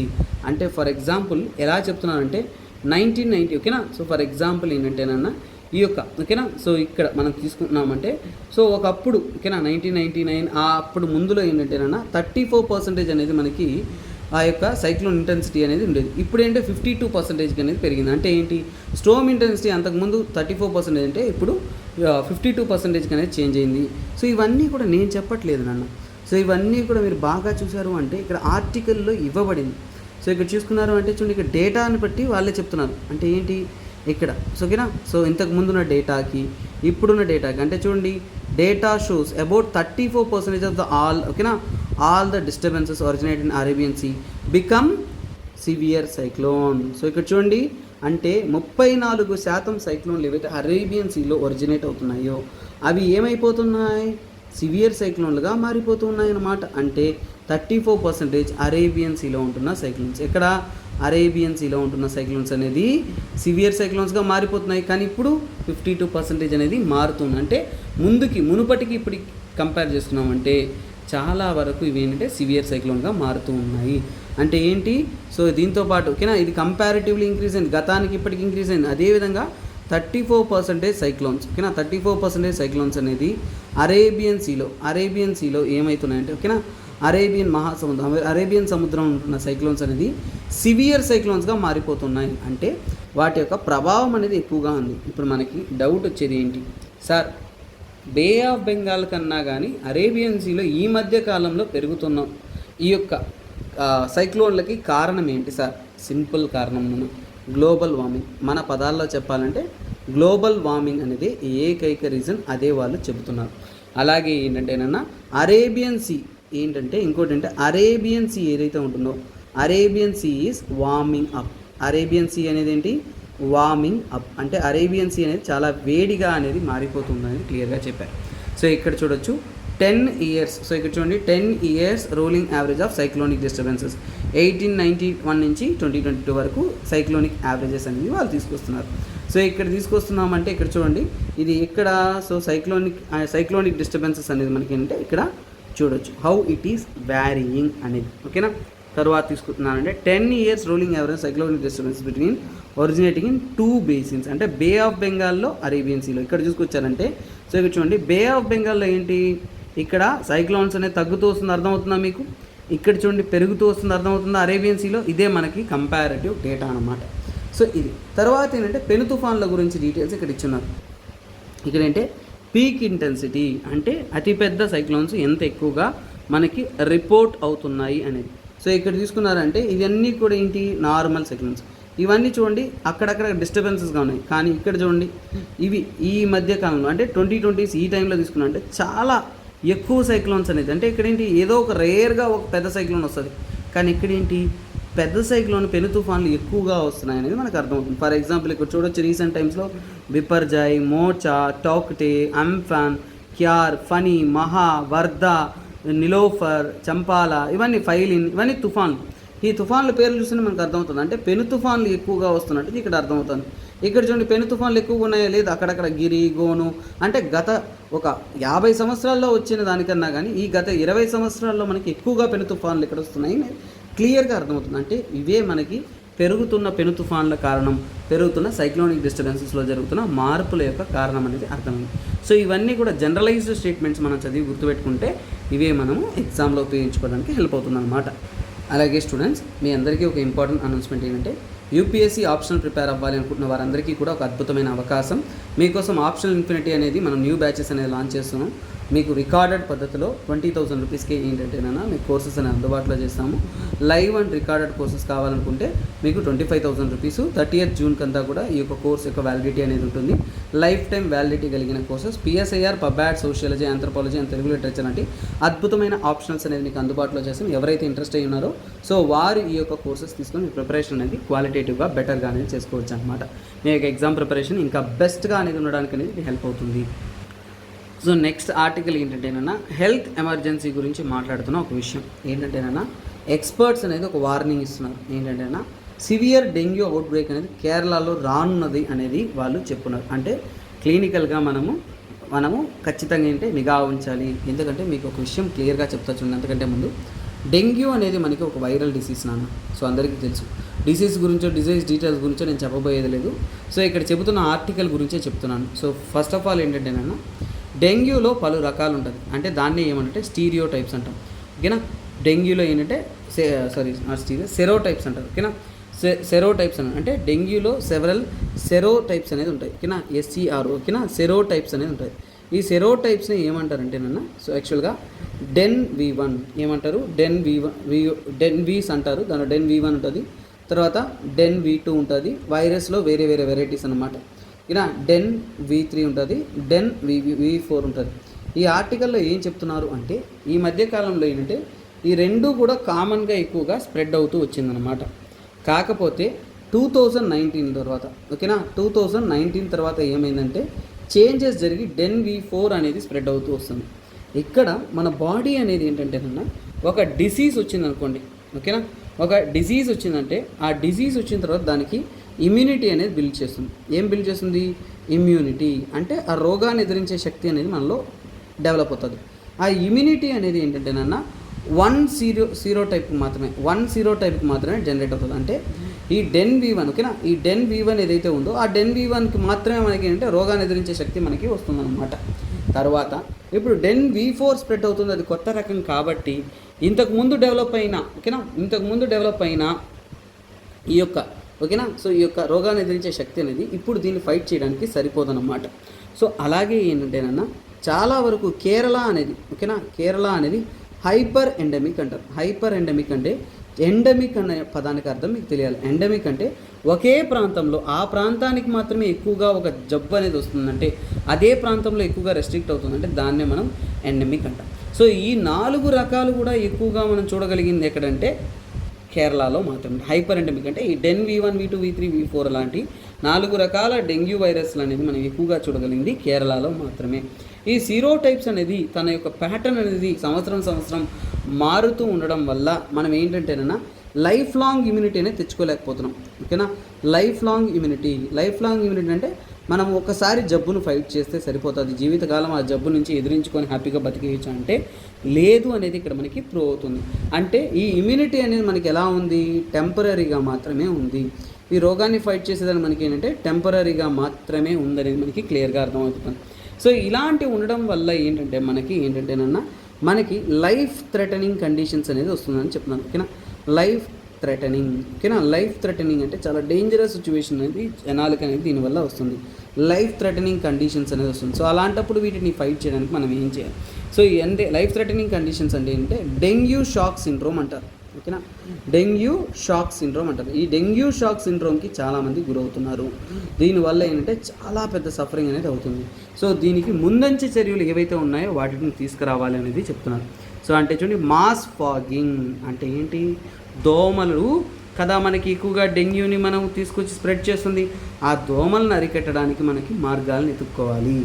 ఈ సివియర్ అవుట్ బ్రేక్ వస్తుందనేసి ఎందుకు వస్తుందంటే సీజన్ అన్న, వర్షాకాలంలో ఎక్కువగా నీళ్లు నిల్వ ఉంటుంది కాబట్టి. సో మన తరపు నుంచి ఒక రిక్వెస్ట్, మన ఏరియాలో వర్షాలు వస్తున్నప్పుడు మన బాధ్యతగా ఏంటంటేనన్నా మన చుట్టూ పరిసర ప్రాంతాల్లో నీళ్లు ఎక్కువసేపు నిల్వ ఉండకుండా మనము ప్రయత్నాలు చేసుకోవాలన్నా. ఎందుకంటే సామాజిక బాధ్యత అనేది మన అందరిది.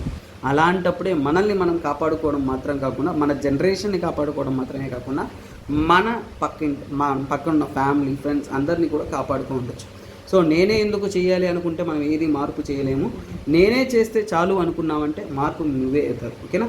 సో అంటే మార్పు ఎవరో చేయాలని వెయిట్ చేయకుండా మనమే చేయాలన్న, ఇది మనం ప్రజలకు తెలియజేయాలనేది ఇక్కడ ముందుగానే వార్నింగ్స్. ఎందుకంటే సౌత్ వెస్ట్ మాన్సూన్ మనకు వస్తుంది. సో ఎప్పుడన్నా గుర్తుపెట్టుకోండి, ఇప్పుడు జ్వరాలు లేవు, జబ్బులు లేవు కదా అన్న. సో ఇది జూన్లో మనకి ఏమొస్తుంది? సౌత్ వెస్ట్ మాన్సూన్ వస్తుంది. అలాగే జూన్, జూలై, ఆగస్ట్, ఓకేనా, జూన్, జూలై, ఆగస్ట్ ఈ 3 నెలల్లోనే మనకి అత్యధికమైన వర్షపాతం వస్తుంది. వర్షం వస్తున్నప్పుడు వాటర్ స్టోరేజ్ అవుతుంది. ఓకేనా. వాటర్ అనేది ఎక్కువగా స్టోరేజ్ అవుతుంది. వాటర్ ఏంటంటే సెప్టెంబర్. సో చూస్తూ ఉండండి, ఆగస్టు, సెప్టెంబర్, అక్టోబర్ ఈ 3 నెలల్లో కానీ ఓకేనా, ఈ 3 నెలల్లో కానీ మనకి ఎక్కువగా ఏంటంటే డిసీజ్ అవుట్బ్రేక్స్, జ్వరాలు, జబ్బులు అలాంటివన్నీ కూడా ఎక్కువగా స్ప్రెడ్ అవుతుంది. కారణం ఏంటంటే ఈ వర్షాకాలంలో ఏంటంటే ఎక్కువ నీళ్ళు మనకి వచ్చేసి స్టోర్ అవుతూ ఉంటాయి. అందులో మస్కిటో బ్రీడింగ్ ఓకేనా, ఈ మస్కిటోస్ ఏవైతే ఉన్నాయో ఆ మస్కిటోస్ ఎక్కువగా బ్రీడ్ అయ్యి అవి ఎక్కువగా ఏంటంటే డిసీజ్ని స్ప్రెడ్ చేయడం అనేది జరుగుతుందన్నమాట. దానివల్లనే ఎక్కువ మంది అనేది ఎఫెక్ట్ అనేది అవుతూ ఉంటారు. సో అందుకనే ముందంజ చర్యలుగా తీసుకోవాలనేది కేరళకు అనేది వార్నింగ్ అనేది తీసుకొచ్చారు. సో ఇది మీకు ఒక రకంగా హెల్త్ గవర్నెన్స్లో డిసీజ్ని మనం హ్యాండిల్ చేయడానికి ఎలాంటి మార్గాలు ఎన్నుకోవాలనుకున్నప్పుడు ఫస్ట్ ఏంటంటేనన్నా మనము అంటే ముందంచు చర్యలే ఎప్పుడు కూడా బెస్ట్ సొల్యూషన్గా ఉంటుందనేది దీని ద్వారా మనం క్లియర్గా అనేది తెలపొచ్చు అన్నమాట. ఓకే స్టూడెంట్స్, ఈరోజు మనము సైన్స్ అండ్ టెక్ సంబంధితమైన ఒక article, one of the crucial article ఓకేనా. సో దేంట్లో సైన్స్ అండ్ టెక్లో important. So first of all ఈరోజున్న ఆర్టికల్ అన్నింటిలో కూడా ద బెస్ట్ ఆర్టికల్ ఇదేనన్నా, బట్ లాస్ట్ ఆర్టికల్ అయిపోయింది, don't worry. So first of all మీకు ఒక విషయాన్ని అర్థం చేసుకున్నాను. మీరు డే టు డే లైఫ్లో మీరు ఒకటి అబ్జర్వ్ చేశారా, కొత్తగా పుడుతున్న పిల్లల్లో మేల్ ఎక్కువ జన్మిస్తున్నారా, ఫిమేల్ ఎక్కువ జన్మిస్తున్నారా, ఆడపిల్లలు ఎక్కువ పుడుతున్నారా, లేదంటే మగవారు ఎక్కువ పుడుతున్నారా? సో ఇక్కడ ఈరోజు మనం చదవబోయేది ఏంటంటే మగజాతి అంతరించిపోతుంది, దాని గురించే నేను చెప్పబోతున్నాను. ఏంటి సార్ ఎంత మాట అన్నారు సార్ అంటే, రీసెంట్గా పుడుతున్న పిల్లలందరూ కూడా ఫిమేల్ పాపులేషన్ ఎక్కువైపోతుంది, మేల్ పాపులేషన్ తగ్గుతూ వస్తుంది. కారణం ఏంటి సార్ అంటే, దానికి కారణం ఏంటంటే వై క్రోమోజోమ్స్. ఏంటది? వై క్రోమోజోమ్స్ ఓకేనా. వై క్రోమోజోమ్స్ గురించి మనం చదివామంటే ఇప్పుడు ఈ ఆర్టికల్ అనేది మీకు అర్థమవుతుంది. చాలా అద్భుతమైన ఆర్టికల్ ఇది, ఈరోజు ఉన్న సెషన్లోనే అద్భుతమైన ఆర్టికల్ ఇది నాన్న. సో ఎందుకంటేనన్నా, సో మాస్టర్ ఆఫ్ మేల్నెస్ అంటారు, వై క్రోమోజోమ్ ఏమంటారు, మాస్టర్ ఆఫ్ మేల్నెస్ అంటాం. సో ఇవన్నీ తెలుసుకోవడానికి ముందు ఫస్ట్ ఆఫ్ ఆల్ ఏంటంటే కొన్ని బ్యాక్గ్రౌండ్ స్టడీ. సో ఈ ఆర్టికల్ దేని గురించి చెప్తున్నాను, మగజాతి అంతరించిపోతూ ఉంది, ఆడజాతి అత్యధికమైపోతూ ఉంటుంది. అవునా, పాపం అంతరించిపోతున్న మగజాతి ఆణిముత్యాల కోసం ఈ ఆర్టికల్ మనం అంకితం ఇచ్చి స్టార్ట్ చేద్దామా? Yeah. So first of all ఏంటంటే మనము క్రోమోజోమ్ అంటే ఏంటో తెలుసుకుందాం. అసలు క్రోమోజోమ్ అంటే ఏంటి? క్రోమోజోమ్ అంటే ఏంటంటే అన్న, మనకి ఒక సెల్ ఏదైతే ఉంటుందో దాంట్లో ఫండమెంటల్ అంటే అతి ముఖ్యమైన విషయం ఈ క్రోమోజోమ్ అనమాట. సో ఫండమెంటల్ కాంపోనెంట్ అంటే చాలా ఇంపార్టెంట్ కాంపోనెంట్. అంత ఇంపార్టెంట్ ఏముంది సార్ అంటే ఏంటంటే ఇది, సో ముఖ్యంగా ఏంటంటేనన్నా, సో జెనెటిక్ ఇన్ఫర్మేషన్, సో అంటే మన యొక్క జెనెటిక్ ఇన్ఫర్మేషన్ ఏదైతే ఉంటుందో ఓకేనా, జెనెటిక్ ఇన్ఫర్మేషన్ ఏదైతే ఉంటుందో ఆ జెనెటిక్ ఇన్ఫర్మేషన్ అనేది మీ రంగు అన్నీ కూడా ఓకేనా, రంగు, రుచి, చిక్కదనం అనేలాగా సో మీ యొక్క క్యారెక్టరిస్టిక్స్ అన్నీ కూడా జెనెటిక్ ఇన్ఫర్మేషన్లో స్టోర్ అయి ఉంటుంది. సో వాటిని స్టోర్ చేసుకోవడానికి ప్లస్ ట్రాన్స్ఫర్ చేసుకోవడానికి ఓకేనా, సో స్టోర్ అండ్ ట్రాన్స్ఫర్ చేయడానికి క్రోమోసోమ్స్లో ఇంపార్టెంట్గా అనేది ఇన్ఫర్మేషన్స్ అనేది కూడా స్టోర్ అయి ఉంటుంది. ఇవన్నీ ఎలా స్టోర్ ఉంటాయి? జీన్స్ రూపంలో. ఏంటిది? మీ జీన్స్ అంతా కూడా క్రోమోసోమ్లో అనేది స్టోర్ అయి ఉంటుంది.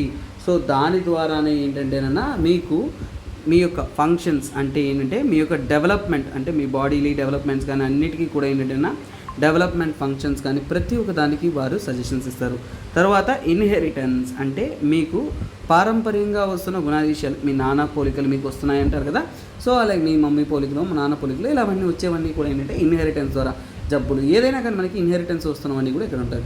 సో అలాగే ఇవన్నీ కూడా మనకి ఏంటంటేనన్నా డిఎన్ఏలో ఓకేనా, డిఎన్ఏలోనే ఈ ఇన్ఫర్మేషన్ క్రోమోజోమ్ లోపల ఏముంటుంది? డిఎన్ఏ అనేది ఉంటుంది. దాంట్లో అనేది మనకి ఇన్ఫర్మేషన్ అనేది స్టోర్ అయి ఉంటుంది, మనకి స్ప్రెడ్ అవుతూ ఉంటుంది.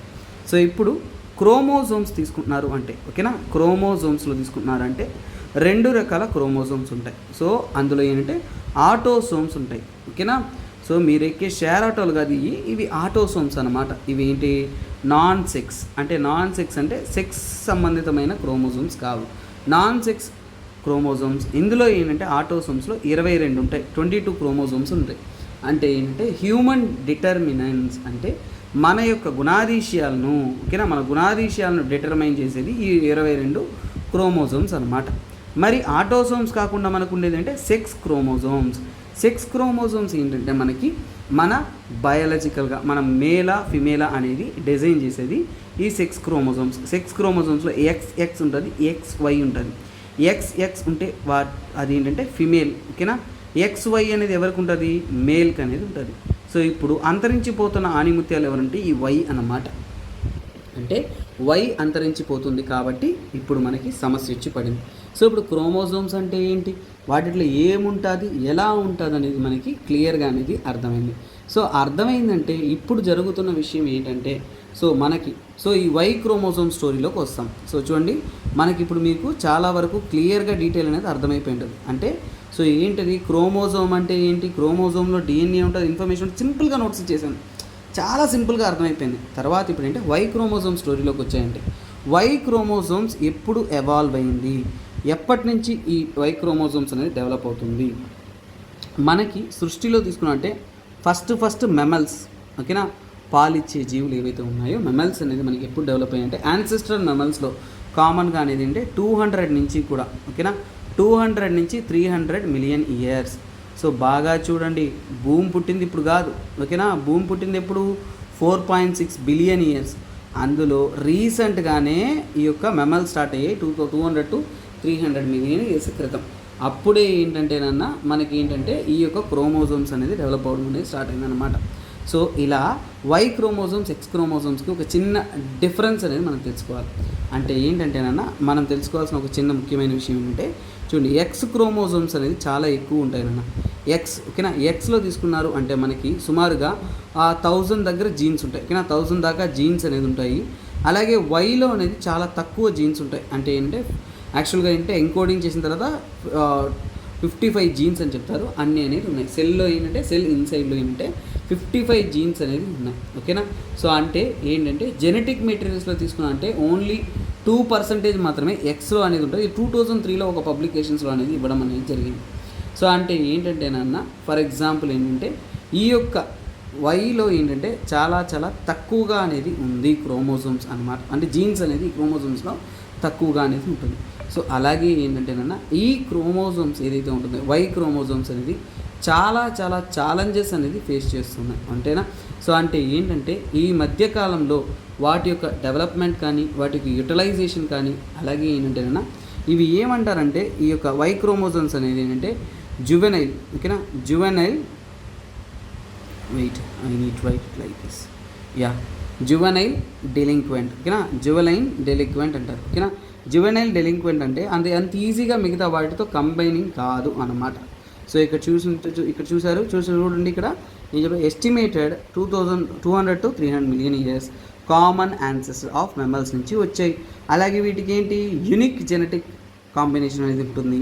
ఈ డిఎన్ఏ అనేది ఏంటి ఎవల్యూషన్గా కాలంతో పాటు మారుతూ వస్తుంది. వీటి యొక్క సీక్వెన్స్ అనేది 2003లోనే వారు ఇవ్వడం అనేది జరిగిందన్నమాట. వాటి యొక్క సీక్వెన్స్ ఏమి ఇచ్చారు, ఇక్కడ 55 జీన్స్ ఉందని చెప్పారు. జెనెటిక్ మెటీరియల్స్లో 2% మాత్రమే వాటిలో ఉన్నాయి. కాకపోతే many researchers jokingly refer to as juvenile delinquent. So ఇప్పుడు మనకి ఏంటంటే ఇంగ్లీష్లో మనకు కొన్ని పదాలకు మనకు అర్థమైందంటే మనకి అర్థమవుతుంది.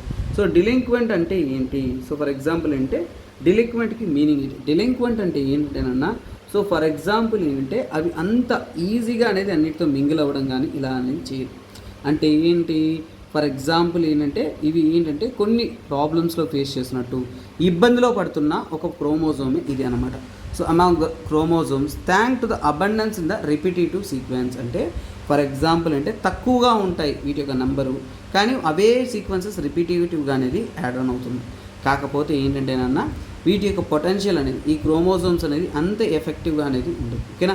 సో ఒక ఫాదర్ నుంచి సన్కి అలా ఇది ట్రాన్స్ఫర్ అవుతూ వస్తుందన్నమాట ఈ క్రోమోజోమ్స్ అనమాట. అంటే one of the sensitive chromosomes కాబట్టి దీన్ని జువెనియల్ డెలింక్వెంట్ అంటే అంత సక్రమంగా పర్ఫామ్ చేయదు అనేది వాళ్ళు క్లియర్గా అనేది చెప్తున్నారు ఆ పదంలో.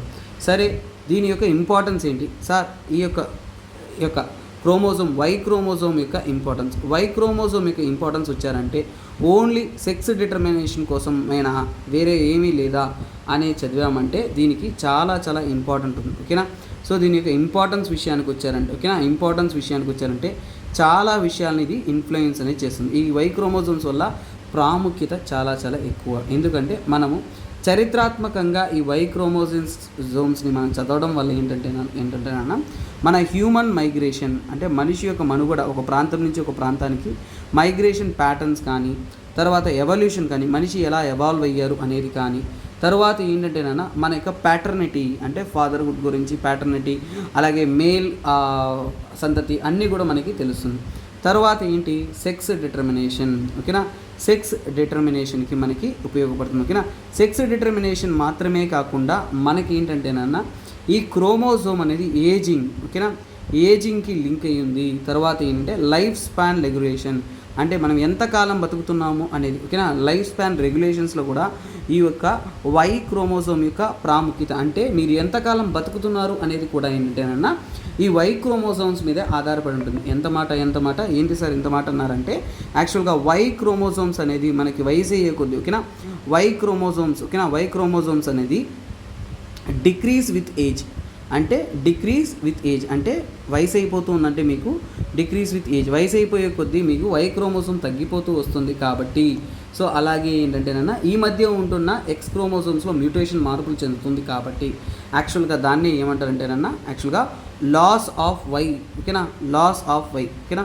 సో దాన్ని ఏమంటారంటే loss of Y chromosome, loss of Y chromosome. ఈ వై క్రోమోజోమ్ తగ్గిపోతూ ఉండడం వల్ల, సో ఫర్ ఎగ్జాంపుల్ చాలామంది ముసలి వాళ్ళు వయసు అయిపోతున్న సమయంలో ఎక్కువగా మేల్కి, అంటే వై క్రోమోజోమ్ తగ్గుతూ ఉండడం వల్ల మేల్కి, మగవారికి ఏంటంటేనన్నా చాలా వరకు మనం చూస్తున్నామా అంటే కార్డియోవాస్కులర్, అంటే హార్ట్ రిస్క్, ఓకేనా, హార్ట్ రిస్క్ ఎక్కువగా ఉండేది మేల్కే కదా, కరెక్టే. తర్వాత ఏంటి క్యాన్సర్ రిస్క్ కూడా మేల్కి ఎక్కువగా ఉంది, కరెక్టే. తర్వాత ఏంటి ఆల్జీమర్స్, మతిమరుపు, ఓకేనా, ఆల్జీమర్స్ జబ్బు, ఇలాంటి జబ్బులంతా కూడా మేల్కి ఎక్కువగా పాసిబిలిటీ ఉండడానికి కారణం ఏంటంటే కాలంతో పాటు ఈ క్రోమోజోమ్స్, వై క్రోమోజోమ్స్ తగ్గుతూ ఉండడం వల్ల మనకి ఏంటంటేనా ఇండివిజువల్గా కొన్ని మార్పులు జరగడానికి ఇవే కారణంగా ఉందనేది చెబుతున్నారు అన్నమాట. ఇవి మాత్రమే కాదు, మనకి తీసుకున్నారంటే మనం జనరల్గా చెప్పవచ్చు ఫిమేల్ లివ్ లాంగరా లేదా, ఓకేనా, ఫిమేల్ లివ్ లాంగర్ దెన్ మేలా కదా. ఎందుకు సార్ అనేది ఇంతకాలం మీ బ్రెయిన్లో ప్రశ్నలు ఉంటాయి. ఈ రోజుతో దానికి సమాధానం నేను ఇచ్చేసాను. ఏంటంటే ఈ వై క్రోమోజోమ్ మనుషుల్లో తగ్గిపోతుండడమే, మేల్లో ఈ వై క్రోమోజోమ్ ఇలాగే తగ్గుతూ వచ్చిందంటే ఫ్యూచర్లో ఏమవుతుందంటే మగజాతి ఆణిముత్యాలైన మీరంతా కూడా అంతరించిపోతున్నారు. ఎవరంతా మగజాతి ఆణిముత్యాలు ఉన్నారో అందరూ కూడా కమెంట్ సెక్షన్లో ఒక హాయ్ వేసుకోండి. ఎందుకంటే మీరంతా కూడా ఫ్యూచర్లో ఇంకో కొన్ని మిలియన్ల సంవత్సరాల్లో అంతరించిపోబోతున్నారు నాన్న. అదే కాకుండా కాలంతో పాటు మేల్ ఫీమేల్ ఉన్నా కానీ జన్మించే వాళ్ళంతా కూడా ఆడపిల్లలే జన్మిస్తారన్నమాట. దానికి కారణం ఏంటంటే వై క్రోమోజోమ్ అంతరించిపోతుంది. ఇది అసలైన విషయం అన్నమాట. మనము విషయాన్ని తెలుసుకోవచ్చు, జనరల్గా చెప్తుంటాం, జనరల్గా మాట్లాడుతుంటాం, కానీ మనకి తెలియాల్సిందంటే సైంటిఫిక్ ఎవిడెన్సెస్. ఎందుకంటే ఎవిడెన్సెసే మనకి ప్రూఫ్లు ఇస్తుంది అన్నమాట, ఓకేనా. ఇదే మనకైన అద్భుతమైన ప్రూఫ్. ఓకే స్టూడెంట్స్, ఈ రోజు యొక్క ఎంసీక్యూ చూసేద్దాం. నేను గాంధీ పీస్ ప్రైజ్ గురించి చెప్పాను. ఎందుకు ఇలాంటి పీస్ ప్రైజ్ చదవాలి అనే డౌట్ మీకు వస్తుంది కాబట్టి ఇది మీకు క్లారిఫై చేస్తున్నాను. సో చూడండి, 2021లో యూపీఎస్సీలో అడిగిన క్వశ్చన్. సో ఏంటది, భారతరత్న అండ్ పద్మ అవార్డ్ సంబంధితమైన క్వశ్చన్ అనేది అడిగారు. సో మీకు సార్ అవేం సార్ చిన్న టాపిక్స్ అవన్నీ అవసరం లేదు కదా సార్ అనుకుంటారు. యూపీఎస్సీలో ఇవి లేదు అవి లేదు అనేది లేదు, ఎలాంటి క్వశ్చన్స్ అయినా కానీ మీకు అడగచ్చు అన్నమాట. సో అందువల్ల you need to be get ready with complete knowledge నాన్న. సో ఇక్కడ చూడండి క్వశ్చన్ ఏంటి అడుగుతున్నారు. సో చూడండి, with respect to Bharat Ratna and Padma awards 2021, Bharat Ratna and Padma awards are titles under Article 18 Clause 1 of the Constitution of India. Padma Awards which were instituted in the year 1954 were suspended only once. The number of Bharat Ratna awards is restricted to a maximum of 5 in a particular year. Which of the following are not correct అని అడిగారు. Come on guys, నేను ఇక్కడ నుంచి యూపీఎస్సీలో అడిగిన క్వశ్చన్సే, గతంలో అడిగిన క్వశ్చన్సే మీకు ఇవ్వడం అనేది జరుగుతుంది. కాకపోతే కొద్దిగా ఏంటంటే మనం చదివిన కంటెంట్ రిలేటెడ్గా ఎలా ఇంపార్టెంట్ అనేది తెలిపే విధంగా మీకు ఇస్తానన్నమాట. So kindly guys be participative, ఎక్కువ మంది కమెంట్ చేయండి, మేము మెసేజెస్ చేస్తుండండి, మిమ్మల్ని చదువుతూ ఉంటాం, మేము అర్థం చేసుకుంటూ ఉంటాం మీకోసం క్వాలిటేటివ్గా, ఓకేనా. మీరు కావాలంటే నేను మీకు ఒక ఛాలెంజ్ చేస్తానన్న. ఈరోజు నేను మీకు ఒక మ్యాక్సిమం కంటెంట్ అనేది ఇచ్చాను, అవునా, అద్భుతమైన నోట్స్ అనేది ఇచ్చాను. మీరు కావాలంటే దీన్ని కంపేర్ చేసుకోండి. అంటే ఢిల్లీ లెవెల్లో కూడా మీకు ఇండియా లెవెల్లో అత్యధికమైన హిందూ న్యూస్ అనాలిసిస్ కంటెంట్ ఇస్తుంది మన ఎల్టీఎక్స్ క్లాసే. అది నా హామీ అన్నమాట. తెలుగు రాష్ట్రాల్లో ఉంటున్న ప్రతి ఒక్క స్టూడెంట్స్కి నేను హామీ ఇస్తున్న ఒక మాట, maximum coverage, maximum exam point of coverage మన హిందూ అనాలిసిస్లో నేను మీకు ఖచ్చితంగా చేస్తాను. Even you can see the best our qualitative ఉంటాయి, తక్కువ చెప్పట్ల, అన్నీ బాగానే చేస్తారు, కానీ మ్యాక్సిమం కవర్ చేయడం కష్టం. అందుకనే మనం కొద్దిగా లేట్ అయినా కానీ క్వాలిటేటివ్గా టైం తీసుకొని ఎగ్జామ్ పాయింట్ ఆఫ్ వ్యూలో మ్యాక్సిమం కంటెంట్ ఇవ్వడంలో, మ్యాక్సిమం హిందూ పేపర్ కవర్ చేయడంలో మనం ఎఫిషియెంట్గా ఉన్నాం. అందువల్ల స్టూడెంట్స్కి అద్భుతమైన ప్రిపరేషన్ అనేది అందుతుందన్నమాట. So kindly guys be participative. So ఇంకా రెస్పాండ్ అవ్వండి. ఇతర మన కోర్సెస్ కావాలనుకుంటే మీరు తీసుకోవచ్చు. Okay guys, bye, take care. నేను మీ ఎస్పీఆర్ సైనింగ్ ఆఫ్. మీరు సపోర్ట్ చేస్తున్న కాలం కొద్దీ మీకోసం ఇంకా ఎఫెక్టివ్గా మీకోసం హిందూ అనాలిసిస్ ఇవ్వడానికి ఎంత టైం పట్టినా కానీ నేను వర్క్ చేస్తూ ఉంటాను. ఎందుకంటే మేము హెక్టిక్ షెడ్యూల్లో ఉంటాం నాన్న. ఎందుకంటే పొద్దున్న నుంచి కూడా classes, offline, online classes, family, personal అన్నీ వర్క్స్ పోతూ ఉంటాయి. బట్ స్టూడెంట్స్కి ఎఫిషియెంట్గా కంటెంట్ ఇవ్వడంలో మా వంతు ప్రయత్నం తగ్గించకూడదని ఇంత ఎఫెక్టివ్గా ఇస్తూ ఉన్నాం. కాకపోతే మీ సపోర్ట్ ఖచ్చితంగా ఉండాలి కదా నాన్న. Yes, be participative, be supportive. Bye, take care. This is me SPR signing off. ఈ వీడియో చూస్తున్న ప్రతి ఒక్కరు కూడా మీ లైఫ్లో మీరు అనుకున్నది సాధించే సక్సెస్ అవుతారనేది హార్ట్ఫుల్గా కోరుకుంటూ ఎండ్ చేస్తున్నా.